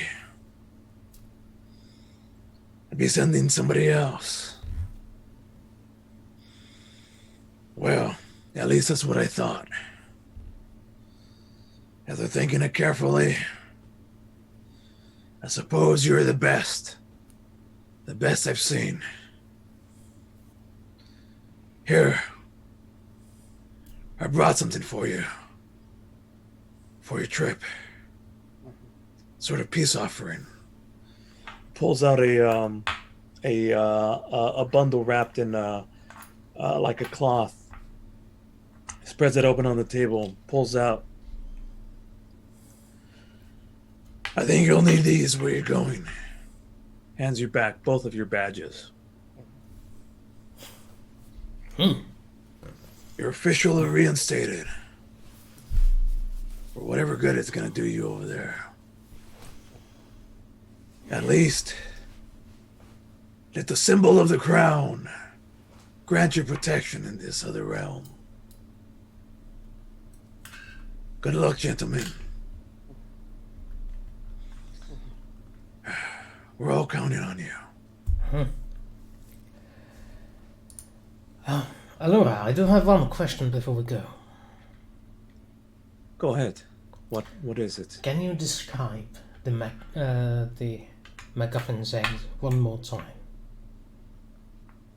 Pulls out her hand. Illusion magic. As an egg, again, largish, about this big. It looks like a Yoshi style egg. It's white with green blotches on it. Spots. There's a crisscross pattern of like a Fabergé egg. A crisscross pattern seems to be like a netting effect, and wherever the patterns cross, there's a little tiny jewel there. Purple, red, green, blues. So like a gold web going around it. It's actually very important. These are a platinum wire that's holding it in place. Ah, excellent. So web of platinum wires surrounding it. Yes. This is MacGuffin's egg. Sorry, excuse me for a second there. There we go. This is MacGuffin's egg, created by one of the greatest mages in the generation. It is he that was responsible for creating the imprisonment that imprisoning the Fey realm and separating its magic from our realm. He was the one that created the spell that trapped Tharisdan. It's been, well, millenniums since we've seen somebody of his power. This is the last thing that he created. The egg. A sort of special artifact that contains in it the magic of the Fae. Held it in its place. Once released, that magic will allow Tharisdan to escape his bonds and possibly also bring back the portals, the easier portals that are available between the Fey realm and ours. She closes her hand and the little nicely rotating MacGuffin's egg disappears. Thank you. My microphone or my headphones are starting to fade out, so I'm switching them up on the fly, as you do. Improvise, adapt, overcome. Meanwhile, it is up to us to hold on the show. Nah, Right. it didn't take Testing. long, did it? Testing. You need to swap the inputs. Or the outputs. One or the other. Yeah. I'm sorry. I switched headphones. Can you say that one more time? Yeah. Can you hear me? Yes. Guten Tag. We'll Now, talk. now that you change your headphones, we also change accents, yeah. Wait a minute, you mean we're changing accents again? Yeah, Damn it. I went with the Sennheisers. I should have gone with the American brand. yeah, that is true. Ja. Ja. Das ist Nein, nein, nein, nein, nein. You mean the one that just talks That in is my text power level. all the time, and I Hang know on. I'm not doing a text control. Hang on. I've got the solution for this. Translate. Change back to English and finish. accents. ダメだぞ頑張ろう Now This you're is all going to bugged. have an adventure. All right. Anyway, coming back into this.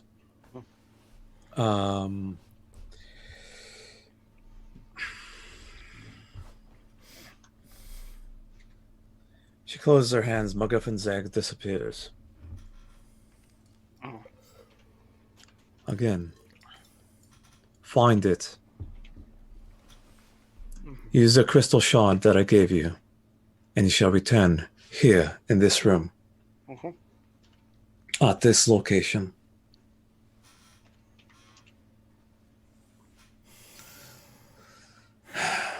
Now,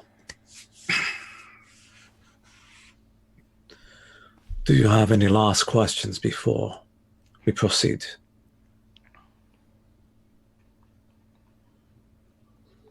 Very well then. You know your mission, you know the stakes. Please step inside this circle.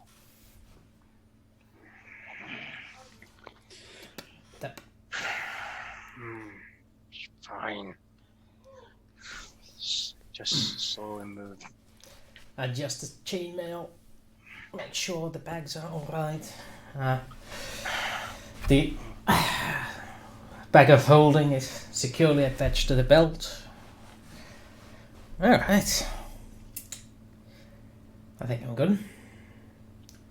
As you step forward, the camera zooms in as your boots get up to the point of the actual circle. The second they start passing through, the color shifts slightly different. It's almost like a grayed out. It's almost like grayed out. Like out here, the colors are hyper realistic. Once you pass into put your foot past the portal, it changes into like a slightly grayer. And muted. The rest of the foot, muted, puts through, and it almost feels like a tingly effect throughout your entire body. The camera cuts to both of you stepping on the other side, and you have little bits of magic globules floating up, motes of dust, motes of light. You look at your fingers, and they seem to a little bit of trace of light seems to escape, almost like a smoke light, almost as if you're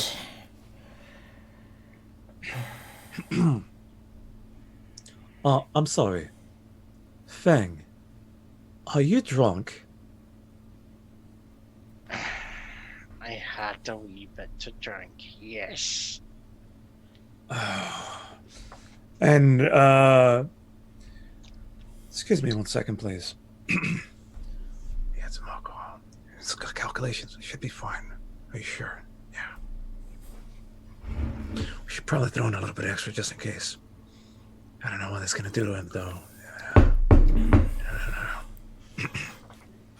Just do what you need to do. Let's get this over with. This might feel a little bit funny. Alright, it does. Can't be worse than the hangover I'm gonna have. Famous last words. So, oops. Very well. Let us begin then. Restrium illuminati. Pendeves este portale a otro mundus. Viviendo abre las puertas de este al otro. Intimigarieste. Sacrificio. And as she's saying the words, the camera perspective shifts in, things start pulsing, lights pulsing. The background of from your point of view, the room that she is, her face starts shifting weirdly, and words start slurring. This was stili.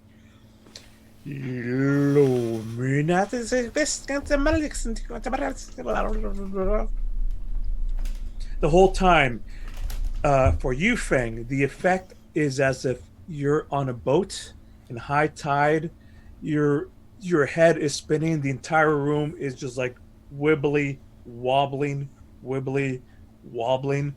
I need Timey you to wimey. right now make me a Constitution saving throw. Actually, why don't you both give me a Constitution saving throw, Feng, with disadvantage. 9. 21. 21, fantastic. From the camera zooms in on you, and your face just like turning a palish green. You could hear the rumbling of like, as now the light starts pulsing faster and faster, and with one last incantation, she puts her hand forward and gets ready to swipe the thing, and she says, "Illusti, fantastical, yara."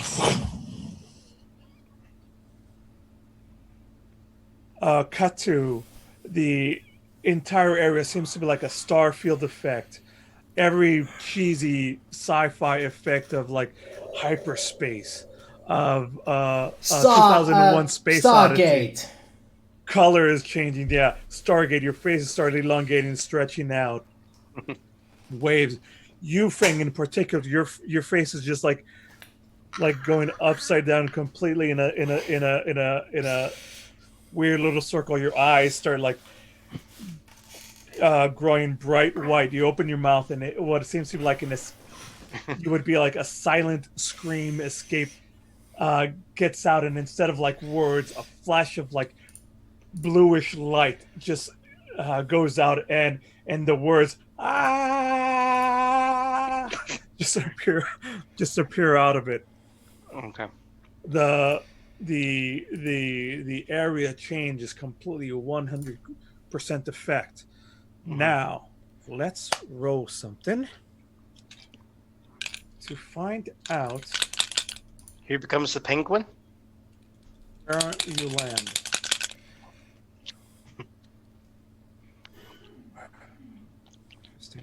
Roxcanna, don't give him ideas. Too late. Hold on, I think I can see in the reflection somehow. In his eyes, I think he's looking up Emperor Penguins. I want you to roll me a 1d4. Both of us or just him? Either one of you. I will do the honors. Thank you. 1. All right. Kowalski, analysis. To those of you who watch cartoons, The special effects are growing in a crescendo. The creepy orchestral music starts kicking up into a discordant, tumultuous roar. Lights and effects are just like spinning. Cut to silence. It's a beautiful, peaceful outdoor scenario. It's a green grass next to a river. There's a deer taking a sip by the stream. In the background, there's chirping of birds. Like a thunder crash. There's a circle in the area of the green grass. The deer is startled and just trots away immediately. A flood of birds escape from the trees themselves. The camera zooms in on a burnt out area on the grass, reminiscent of one of those space alien designs that they put on the grass to. Yeah. Oh, crop circle. A crop circle. Mm-hmm. A crop circle where both of you are on your knees, bent over in a fetal position, standing slowly uncurling yourself upright. Steam is just lifting off your of your bodies. Your armor. Feng, you have the full 100% effect, and you're on the ground just retching the last little, almost like dry heaving, the last little bits of whatever was with you. Meanwhile, in my head canon, and this is the story he's going to be sharing. Jericho landed in a 3-point hero pose instead. You're the one in 3-point heroes pose. It's Feng that's in the fetal position. Yeah. But I wanted to do that that epic Terminator 1 effect where Arnold Schwarzenegger slowly unfurls himself and is revealed. We needed the Terminator soundtrack here, but we don't want to be copyright struck, so. Boom, boom, boom, boom. But yes. Anyways, We just do it off key, surely. Yes, we can. let me describe your surroundings. Yeah. Besides landing near a stream, wooded area nearby where a flutter of the trees fluttering the trees as the birds left. The grassy knoll area that you're at the moment is circled with the I don't know, it's grassy knoll, man. That's what it is. The grassy long plain area has the crop circle 20-foot radius where you're both at. You look up at the camera points to the sky. It's seems to be sunset or something similar. It's the sky is almost reddish, orangish. Mm-hmm. The land here is it's a reddish orangish. Even here, where you're used to your realm being like hyper colored, here they're kind of muted. Everything's a little bit of sort of grayish, slackish, muted colors, muted sound. The air feels heavy and different, and there seems to be like an ongoing buzz in the air of some sort of like low humming insect, like a sort of constant going on. That's has never been there before. Your eyes are adjusting as the color scheme is just like shifting, changing, and a few seconds pass by, and the camera focuses back to normal. You're there in the middle of a field, stream, forest. What would you like to do? First of all, look at Feng. Does he seem damaged?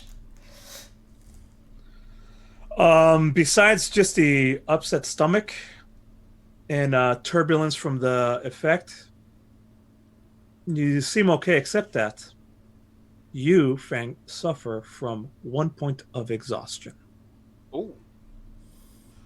What that does is until you rest up and give a full rest, all of your ability checks are at disadvantage. Disadvantage, yeah. Not saves, not attacks.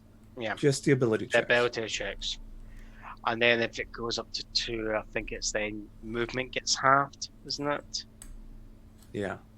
Movement gets halved, as well as possibly a couple of I can't remember if it gets to stupid levels. It is death. There. to level 5, yeah. Yeah. I couldn't remember if it was 5 levels or 6 levels of exhaustion. Well, anyway, it's not a problem yet. Mm-hmm. But yeah. Is there a place for me to note that on the sheet? Is there a condition sheet? Don't know. I don't know. Well, anyway, Feng seems to be just nauseous from the journey, so no actual damage. That means he'll walk it off. Then to turn to look at surroundings with a clear eye. It seems to look like a lot like our world. I thought it'd be different somehow. Mountains, trees, grass, humming in the air. That's a weird thing.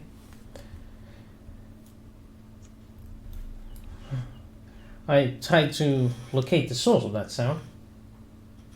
Does it? Roll me a perception check. Okay. There. Let me roll my best stat. Where did I put my character sheet? Oh, there. And there we go. 4.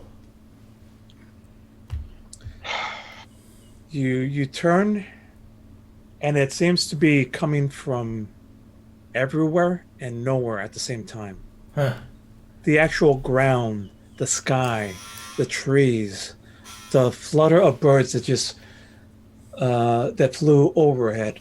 Everything is causing this sort of low-level hum. That's the problem with very, very low-level hums. They're hard to place where they're coming from. It's almost like a subwoofer effect. It could be a thing with my ears. Maybe the tattle did something to that. There's a sort of like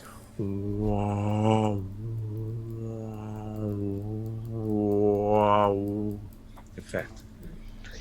Fenn's just going to close his eyes, take a very deep breath, hold it, breathe out slowly, and rinse and repeat.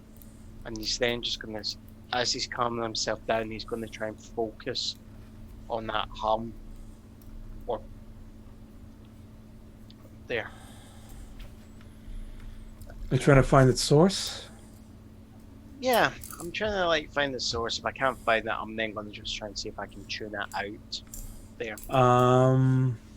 Let's roll me with disadvantage, of course. Yeah. Perception. Yes, another perception as well. 12. Still better than mine. That is still better than yeah. I like 3 times better. You close your eyes, you focus, you expand your mind. The volume, like the orchestra, the music in the background of the whatever movie we're watching, tones down. The scenery darkens a bit, and we hear in clearer like surround sound bits. From the left side you hear like the birds chirping louder and then fade away. The other side you hear like the stream gets louder and you could hear that. You hear like or the rustle, the all of a sudden from the behind you, the rustle of leaves as the wind blows. And then you concentrate further. All that sound disappears slightly as the hum finally gets into more audible levels, and it increases to the point that it's almost annoying to the audience.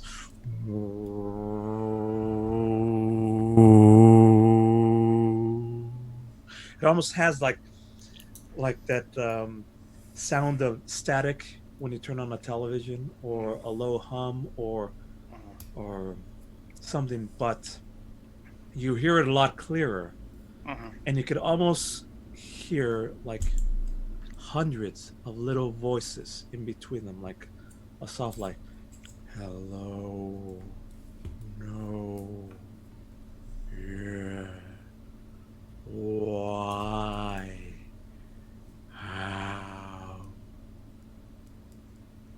It's still mysterious, but you can't quite place exactly where it's just coming from everywhere. And then it fades back down to almost like a imperceptible level, like almost a tiny.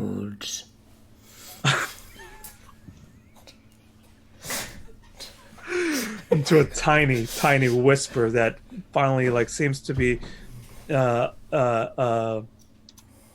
evaporated sound. It's still in the background just a tiny bit, but now it just sounds like noise in a very bad recording of music, where you could hear the music and all the notes just fine, but in the background there's just that constant hiss. Send donuts. We need more. Nice. You guys ate the last of it. What next? I'm just gonna see if I can actually just like totally getting myself into a zen-like state and just not have to listen to any of that background, that hum at all. Just totally. You try one last time. Roll me one more concentration check. A constitution check. Yeah, I was about to say. Yeah, I don't. 7. Nope. Don't think it's gonna happen. You like the camera zooms in as like your eyes are closed, your peaceful face. You've managed to, in the background, the hum has finally dissipated, but your face is twitching with pain. The uncomfortableness of your stomach, the surroundings, the trip, the nausea. It's preventing you from reaching that zen state that you're used to. That hones your fighting style. Your ki is out of whack.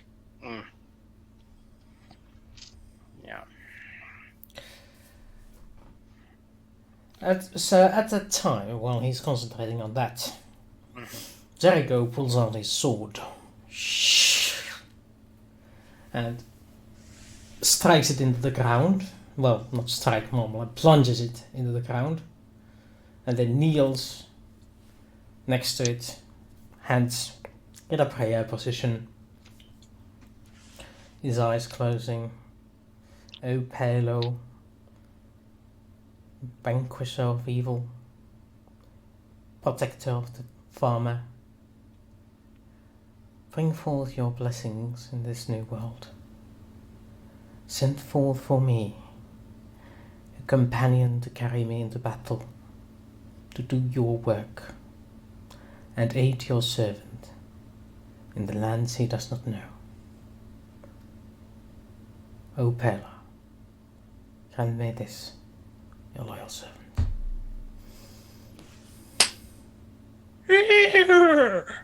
Far distance, you hear like the neighing of a distant horse.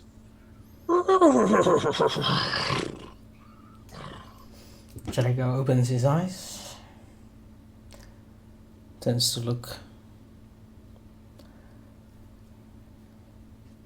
Rounding a crest in the grassy hill that you're on, illuminated behind him, the sun, the reddish sun as it's almost setting into the horizon, illuminates just the back of this beautiful horse.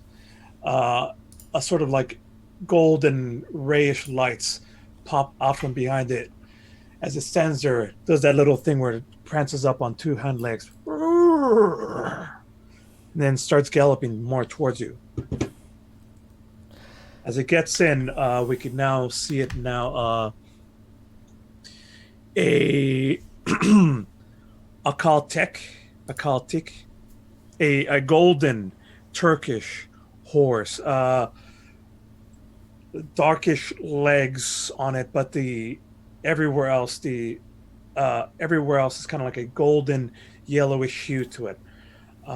Shining in the setting sun as its mane flows in the air as it gallops freely. Exactly. Comes up close to you and slows down. Oh, hello there. Ah, Butts his head against yours. thank you, Paler. And Jericho leans his head against the horse and gives it caressing. Pets over the mane. Oh, at least Feyran does have something new. Never seen a golden horse before.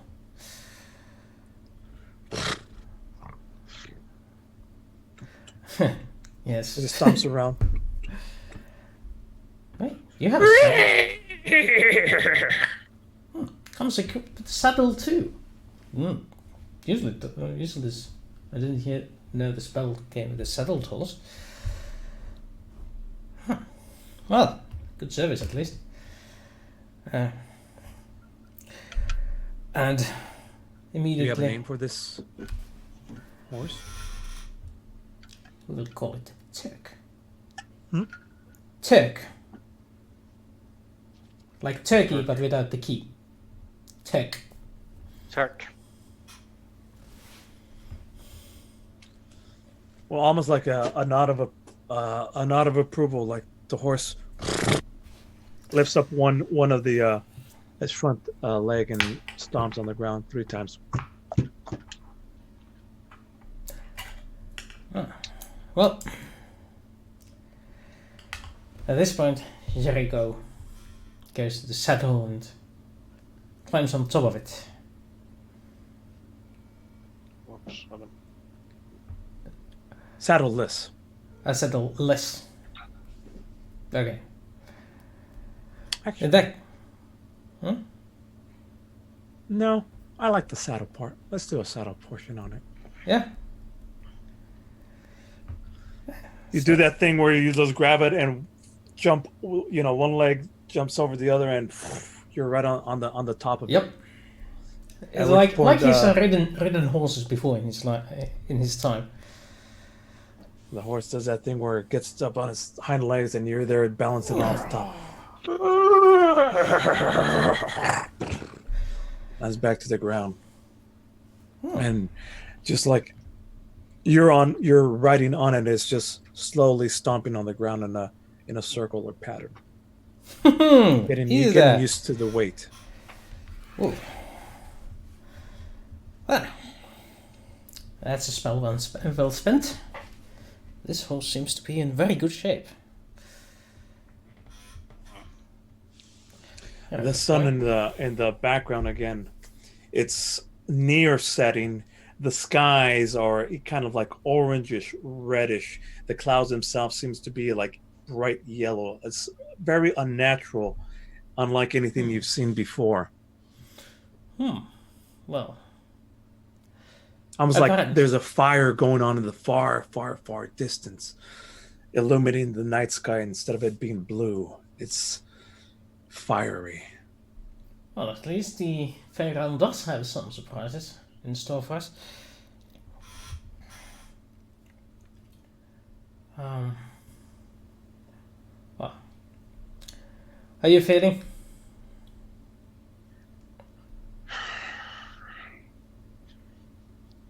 That was not the most pleasant journey.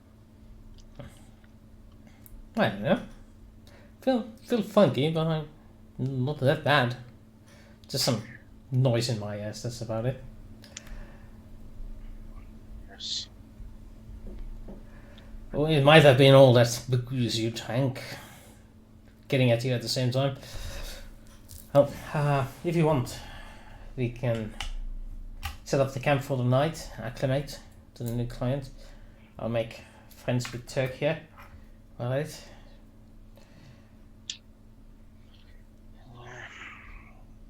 I could also just ride around doing some recommands, scouting while you are resting. I wouldn't recommend riding in the dark. The horse could throw you if it was to trip on something. Mm-hmm. Figure you got about 2 hours before sunset. I still have, judging by the sun, a couple hours to go. I can do a couple short circles, nothing big. Come back here. Yeah. Yeah. I'll take up the bag of holding and toss it over the Feng. Set up the camp. Rest a bit. Mm-hmm. We'll be back soon. Yeah. So while he's doing that, Van just pulls open the bag of one. He's going to pull out his entire kit back with everything. There's also the camping gear stowed into there. Yeah. So he's going to pull out his own backpack there and set that down. He's gonna go. All right. All right. What am I? Frank. What am I doing? Damn, man. Warmth. Fire. Right. Tinderbox down here. And start pulling the backpack and like opening up a section, like a kind of pouch on it where I would store the tinderbox. Get that right. I'm gonna need kindling, wood. Right, I need to think. Need to clear the air that I'm going to use for the fire to stop it from spreading. There, So, while he's pondering that, do you mind if I roll investigation to do my Absolutely. preliminary scouting? And methodically going like analyzing the surroundings and not going too far so he can actually shout if something happens and I can hear, and vice versa. Absolutely. You get on the horse, a little bit extra height, you start moving around. Roll me, actually, for this, you will need, either for this, you would need survival. Ah, sure. 21. 21. Fantastic. I am proficient in this shit.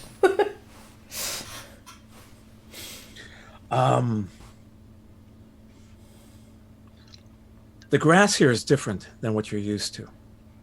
It's almost a weird sort of fake perfect. Whereas you're used to wild grass growing in different lengths, here it grows almost in a manicured uniformity. The tint of it is a little bit bluer than used to. You're used to like a sort of brownish green grass. Here it's blue. It's a little bit. It's almost like a bluish tinted grass. Obviously, the sky here is a very different tint of red and yellow. The trees, when you look around, they're oddly placed. Like this is definitely a forest meeting a stream running through the middle of a forest, opening into an open glade with long stretches of grass. But it's almost like if somebody built it this way, fakely manufactured a wild, what the interpretation of a forest. And the trees just seem a little bit too perfect, a little bit too manicured. Sure, there's leaves and bugs and different things as you're striding around the forest, like this little bit of a glen. There is the forest on the east, or on, let's just say, towards. Well, if the sun south. is setting, we know that's west. Yeah, For us, say at again. least. Yeah. The sun is setting, so we know that's west. So Yeah. That there is like a hilly a hill, a grassy area hill to the east is the foresty area where there's a stream running near where that's almost dividing the landscape into grassy landscape to foresty landscape. You look about, there seems to be so far nothing of danger. On occasion you'll do the as the horse clumps around. You're gone for about 10-15 minutes as you go up onto the hill itself, and from that perspective,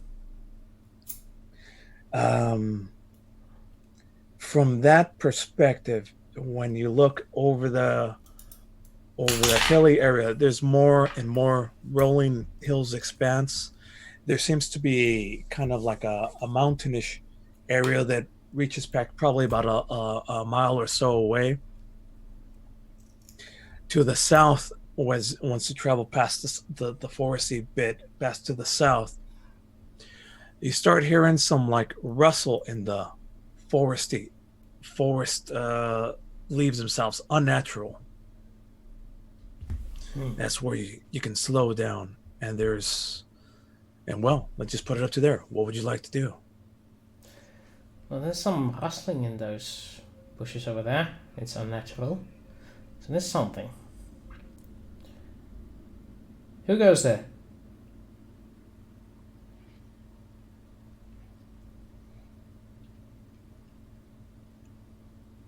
There's silence. And silence in response. Either it's an ambush or it's an animal that doesn't understand me.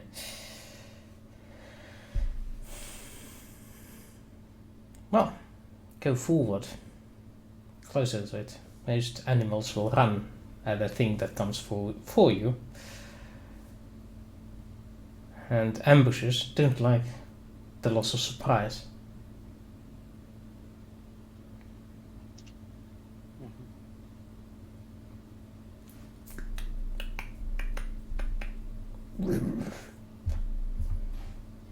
As the horse trots towards the bushes. Behind the camera cuts to the zooming on the horse. Behind you, you're starting to fire, and already there's a little wisp of smoke starting to go from behind you. You're about yards, feet. Come on, I got to use Americanisms. Sorry. Don't worry. About a football field away, 100 yards. Yeah. Americans use everything but the metric system to measure things. Sorry, folks. I don't even know what a football field is. Soccer field. I don't know what that is either. You've never. Okay. You've never played soccer? Well, I played soccer. I have not. The size of a soccer field is about 100 yards. Is it? I don't know. Yeah. What was 100 meters? Oh, them. 100 meters. Whatever. 100 yards, 100 meters, close enough. Anyways. As you start approaching, you start hearing actual voices. As you're approaching, the clearing on the forest. It seems like the trees start thinning out in this section.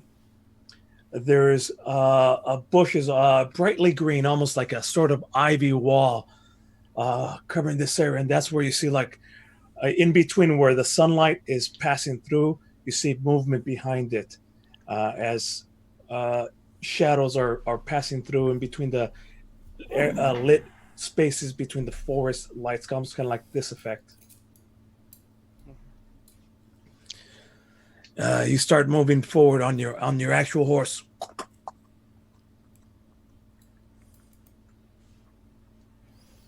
Suddenly, the bush bursts open, and in front you can see now, popping out of there, almost with a surprised look, there is a human male, bald head, wearing strange, brightly lit robes, followed with 2 or 3 of the same looking characters behind them.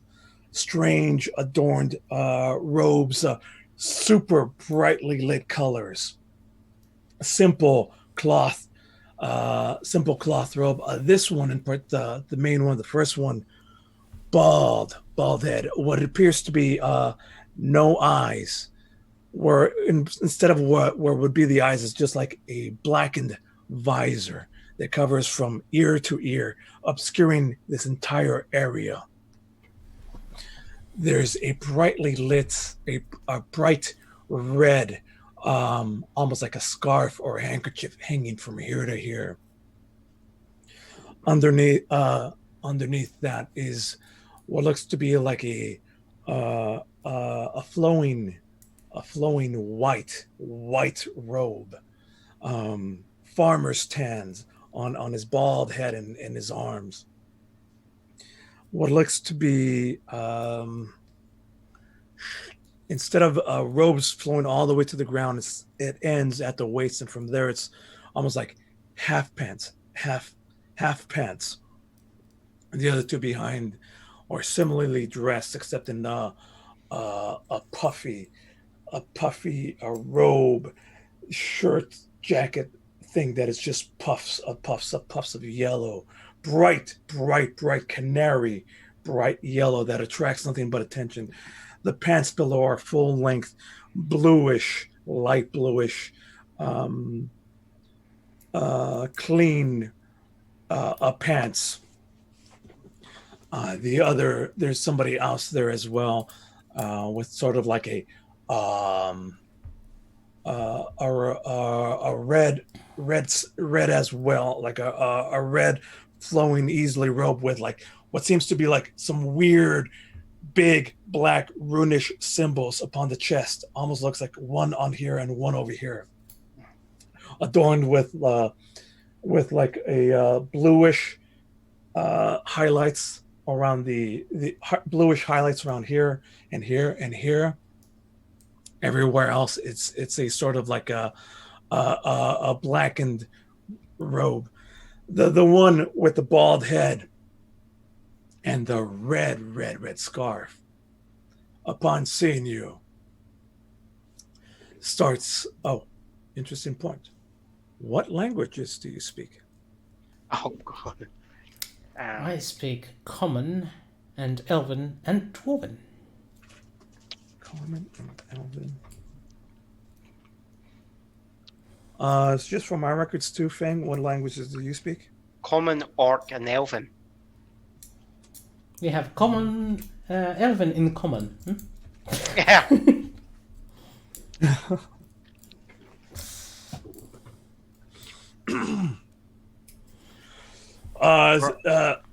It seems to have you have as much as he has startled you, you have startled them as well. Upon seeing you on a horse, he pulls out a strange looking wand or a rod, about very similar in texture to your baton. It's like this. It's about this long, this thick, made out of a shiny metal. It's unlike any other type of wand that you've ever seen before. And he whips it around, and he starts pointing it at you, and it starts speaking. Órale, cabrón, pinche, ese hijo de su puta madre, ¿qué estás haciendo aquí? Cagón. Pardon me, but I do not understand your language. I seem to be lost. Perhaps you could direct me towards the nearest lodging? Hijo de su puta, cabrones, ven pa' acá, eh? And at that, the other two dudes like start taking flanking positions and start like backing them out and start like reaching behind them and start somebody reaches on the ground and starts grabbing like a big old rock. Another one starts puffing up his chest.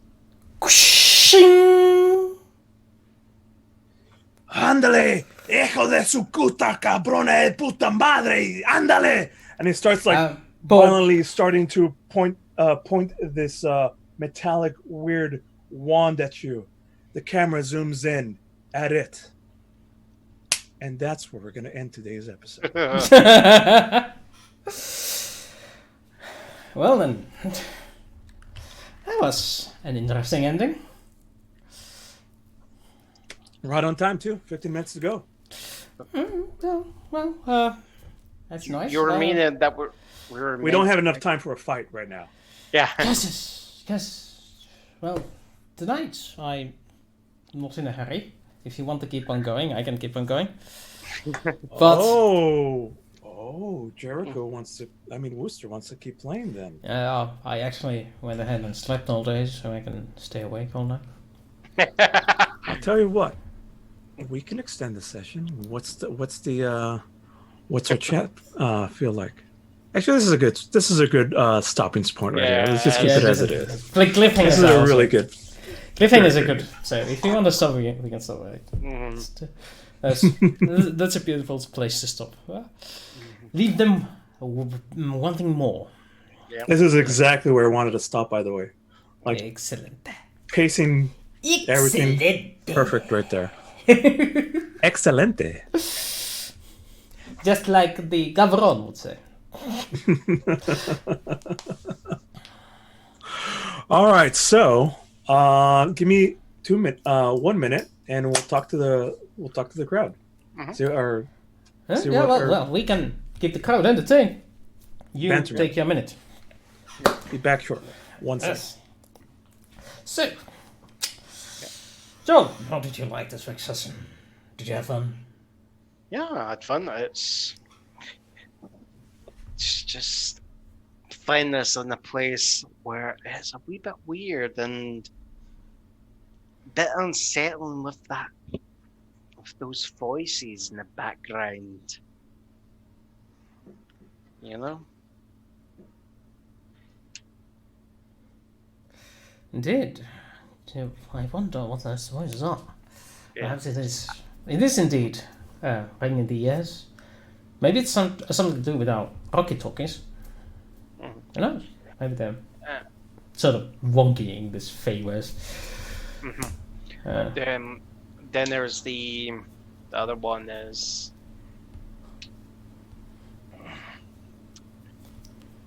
we're then suddenly, accosted by certain strange gentlemen.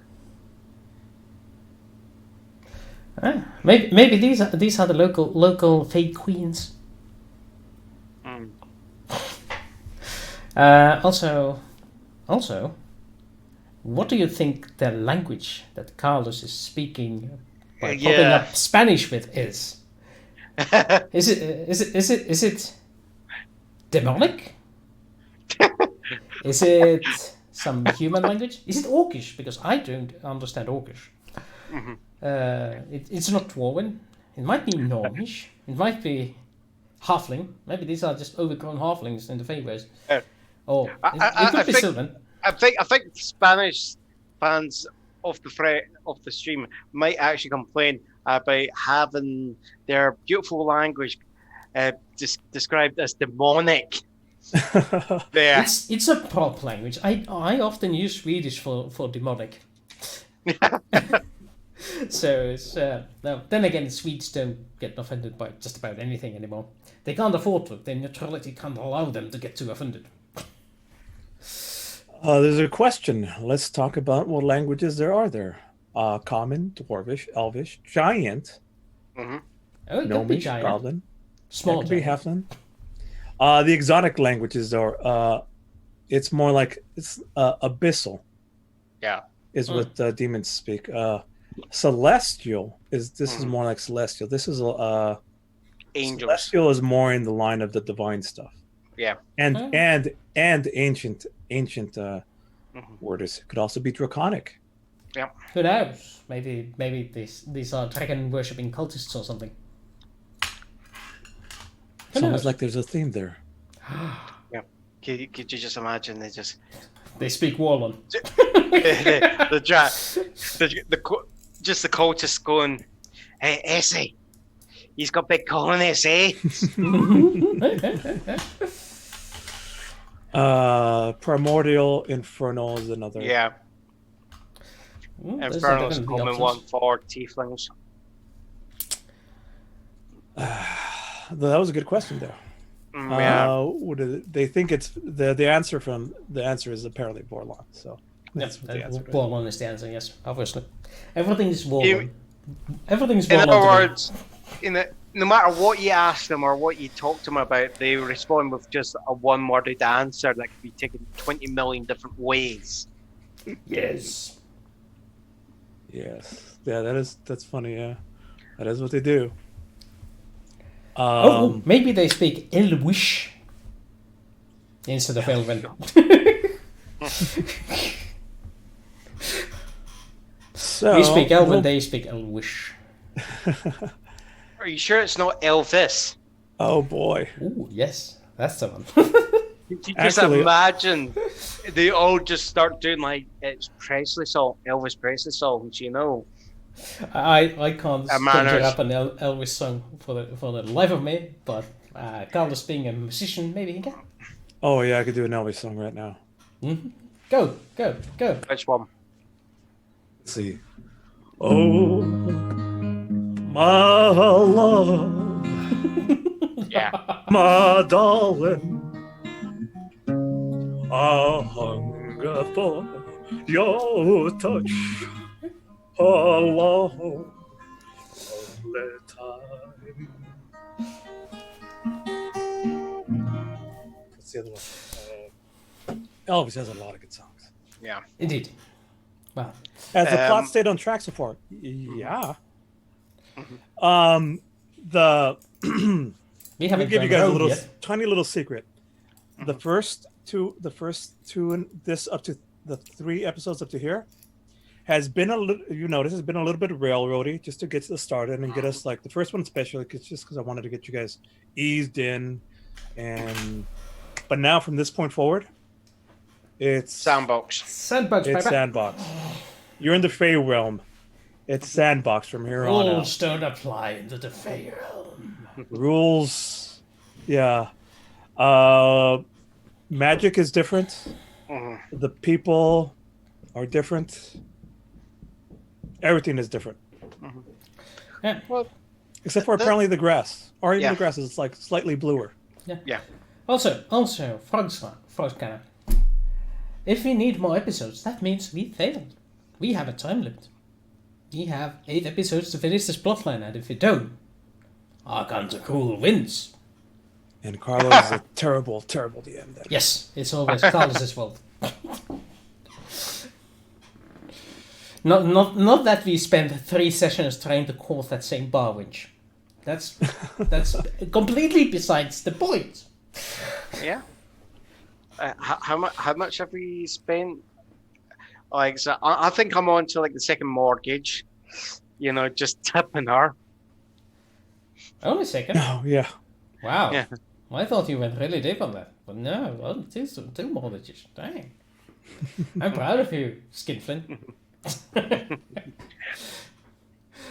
Yeah. Tipping Sheila. Well, I mean, you do spend a lot of time at the donut shop. Yeah. I mean, it's ridiculous how much time you spend at the donut shop. Already getting withdrawal symptoms. I mean, Tell me, do you spend more time in the donut shop to flirt with Sheila or because of the donuts? Ooh. I have an answer for this. No comment. No comment. There we go. Yes.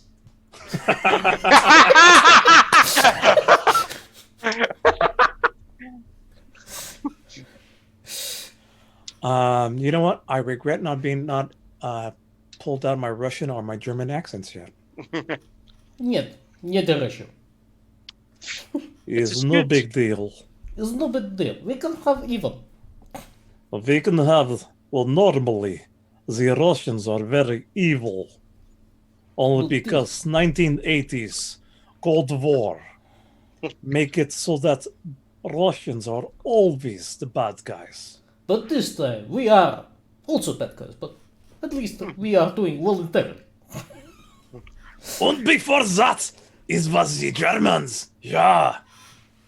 Das is not good. Just want to clarify, is that just everyone's rule for trying to do a Russian accent? It's just like every single word's just got a full stop behind it, just to put those deliberate pauses in. There's actually the real thing is you're supposed to put your back of your tongue further back in your mouth in order to keep it warm because it's such a cold climate.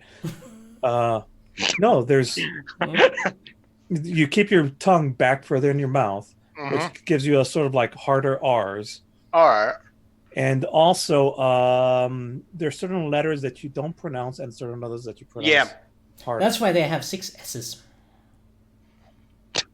Yes, the Russian language And has Rachel. 6 different symbols for different. And the S. the L's are very, very heavy L's. Oh. And also It the is R's are, Russian.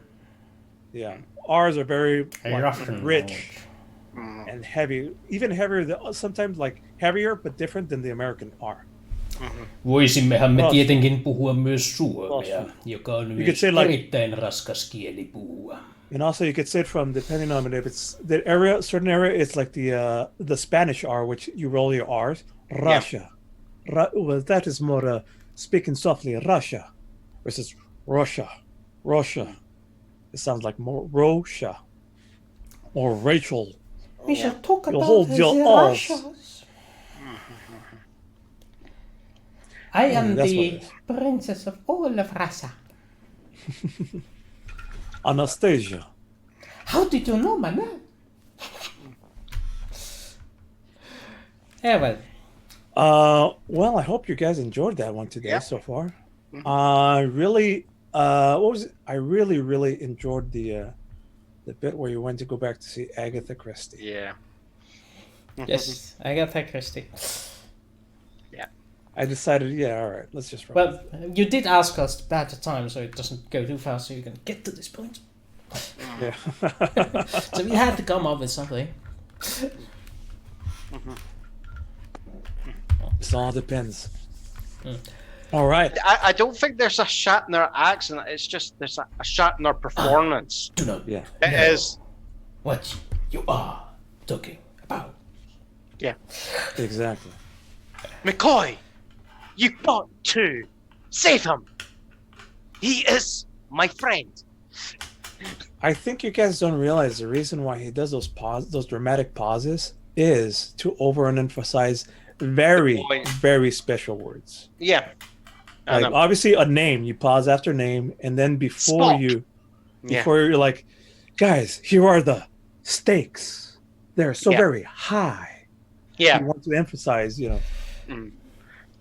It's actually because when people are like, "Oh, they say he's a bad actor," I'm going, actually, that's more of it's a theatre thing. It is the A actual theatre of the mind. It is to actually emphasize. It's as you said, it's to emphasize it and actually make sure that people have heard certain words before you go on to the next point. It's also to get people to focus. That said, "Oh, he's actually telling me to listen to that." Yeah, I mean, my style right now with this campaign, my style is very not subtle, but that's because I come from the Hitchcock school of filmmaking, which is like don't Slap be it in the subtle. face of it. Exposition the shit out of everything to the audience with as much visual cinema as possible. We are lacking a lot of the visual aspects in this game, so we have to use our words to compensate. Yeah. So we have to exposition everything that is important, since we don't have A, the time, B, the skills, C, the money to actually get ourselves some good props. Instead, we have to do with mine. I'm trying. And I you think can with my I kind of think of it this way. We actually have the best special effects department because it's all in our imaginations. Yeah. That's why I'm trying to like set little bits of the scene and let your mind expand on it further. That's why I find it's one of the things I love about tabletop RPGs. Is like, don't get me wrong, I've spent nearly all my life playing computer games and RPG games of various different kinds. But it's like this show is just like you could, if you play Final Fantasy, one of my most favorite games there. But the storyline never changes. It's always the same storyline. If you give like Curse of Strahd to a different GM, a different group of players, then it just becomes something different to another storyline, Everybody has different styles, yeah. Yeah. And you're right. Depending on the style that see, the medium tells the style and the story. I'm experimenting here because I figure like, hey, I got a camera to work with. Let's try out what can we do. I'm experimenting like crazy. You've seen it on occasion.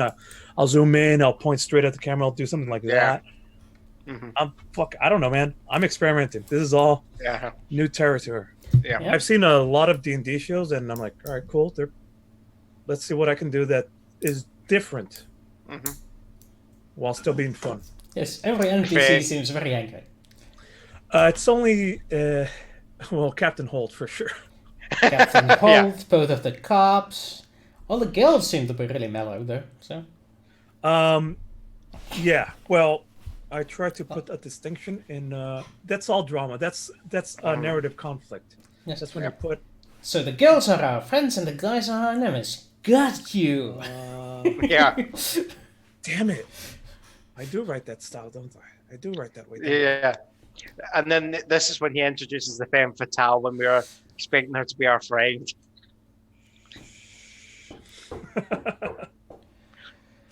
Well.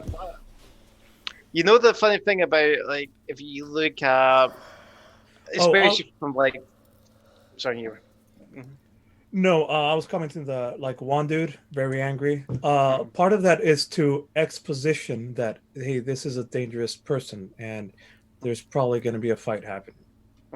Things like that. Whereas I don't know, it makes it obvious to both the players and the audience. And yes, I'm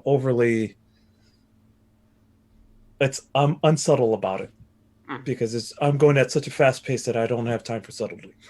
Yeah. And again, Hitchcock's not subtle. Yeah. Other ones is like you do things it's like where you make mistakes.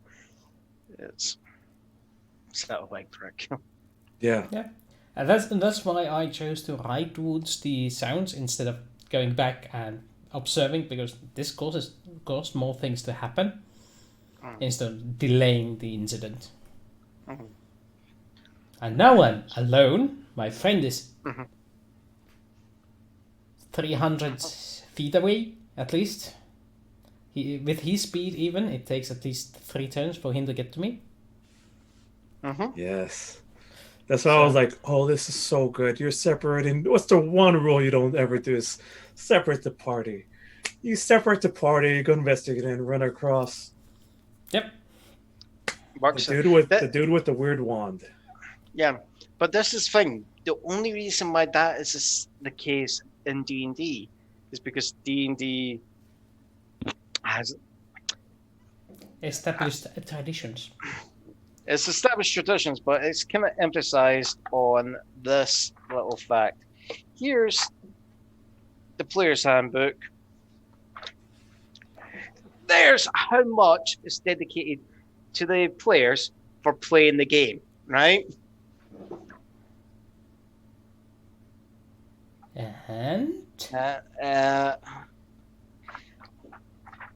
and that's how much is for the combat, half of it.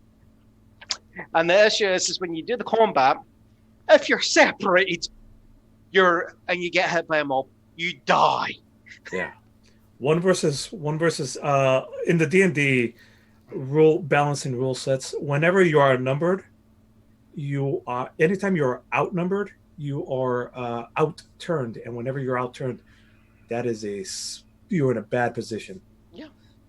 If there's 2 of you and there's 3 of them, bad position. That's why you need something like you have to have something like silly, like barbarian. You have to have unless they only have like 1 attack, and you've then got barbarians with multiple attacks, and then they've got like maybe great weapon master fighters, so that if they get like say either and then they have like say a 4-pole weapon where they again get a natural 20, so that they can then they do that automatic kill, but then get a free bonus action for the kill, right?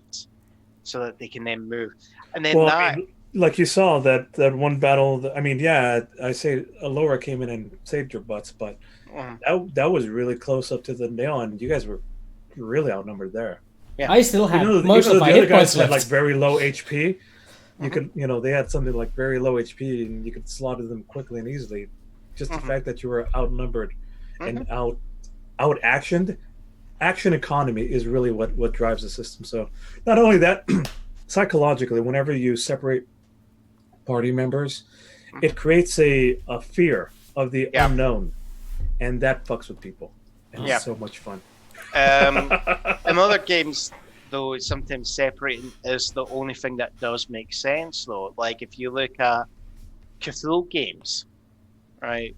Call of Cthulhu, or other kind of Lovecraftian, especially if it's designed as an investigative system.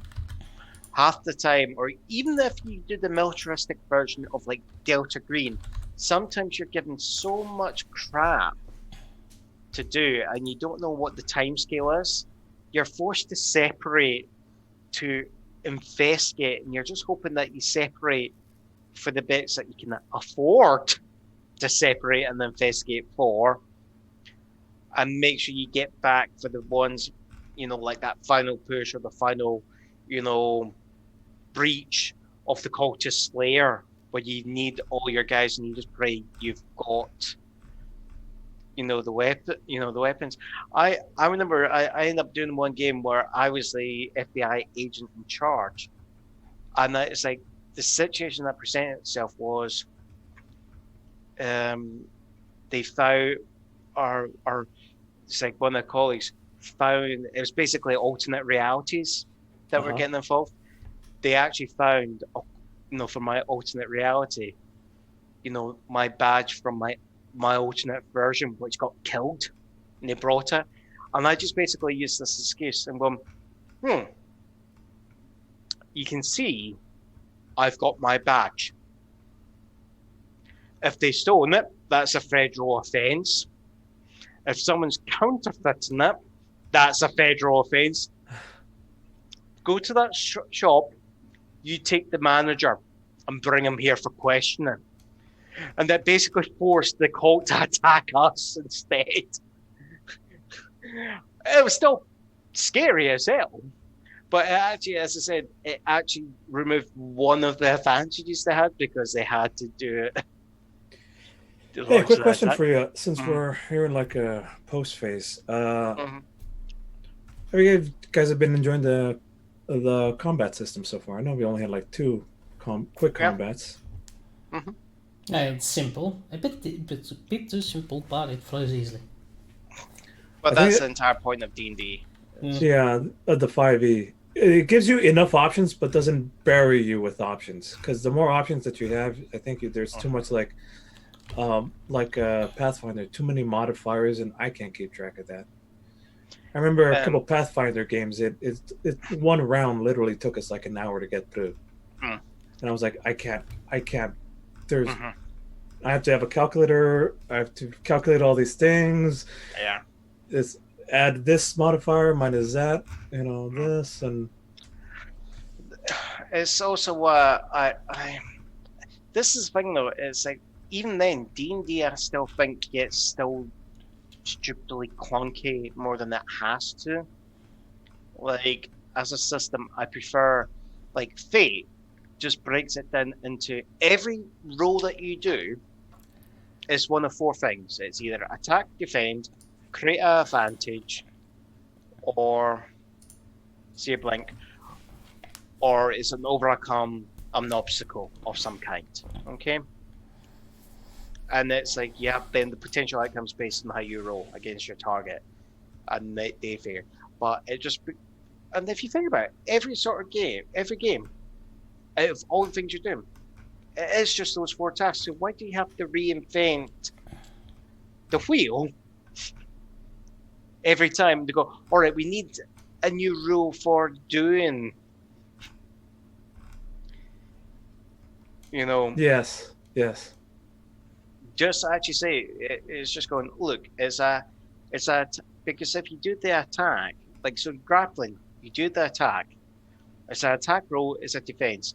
If you succeed in the attack, you grapple them, right? That means, and you then describe, and you just come up, what makes sense with what you're doing? What are you trying to do? Are they going to be put in a situation where you're just trying to hold them and like restrain them? Are you putting them in a headlock, And you just freeform it from there, right? To what makes more narrative sense. Also different games. Some are narrative heavy, some are combat heavy. Yeah.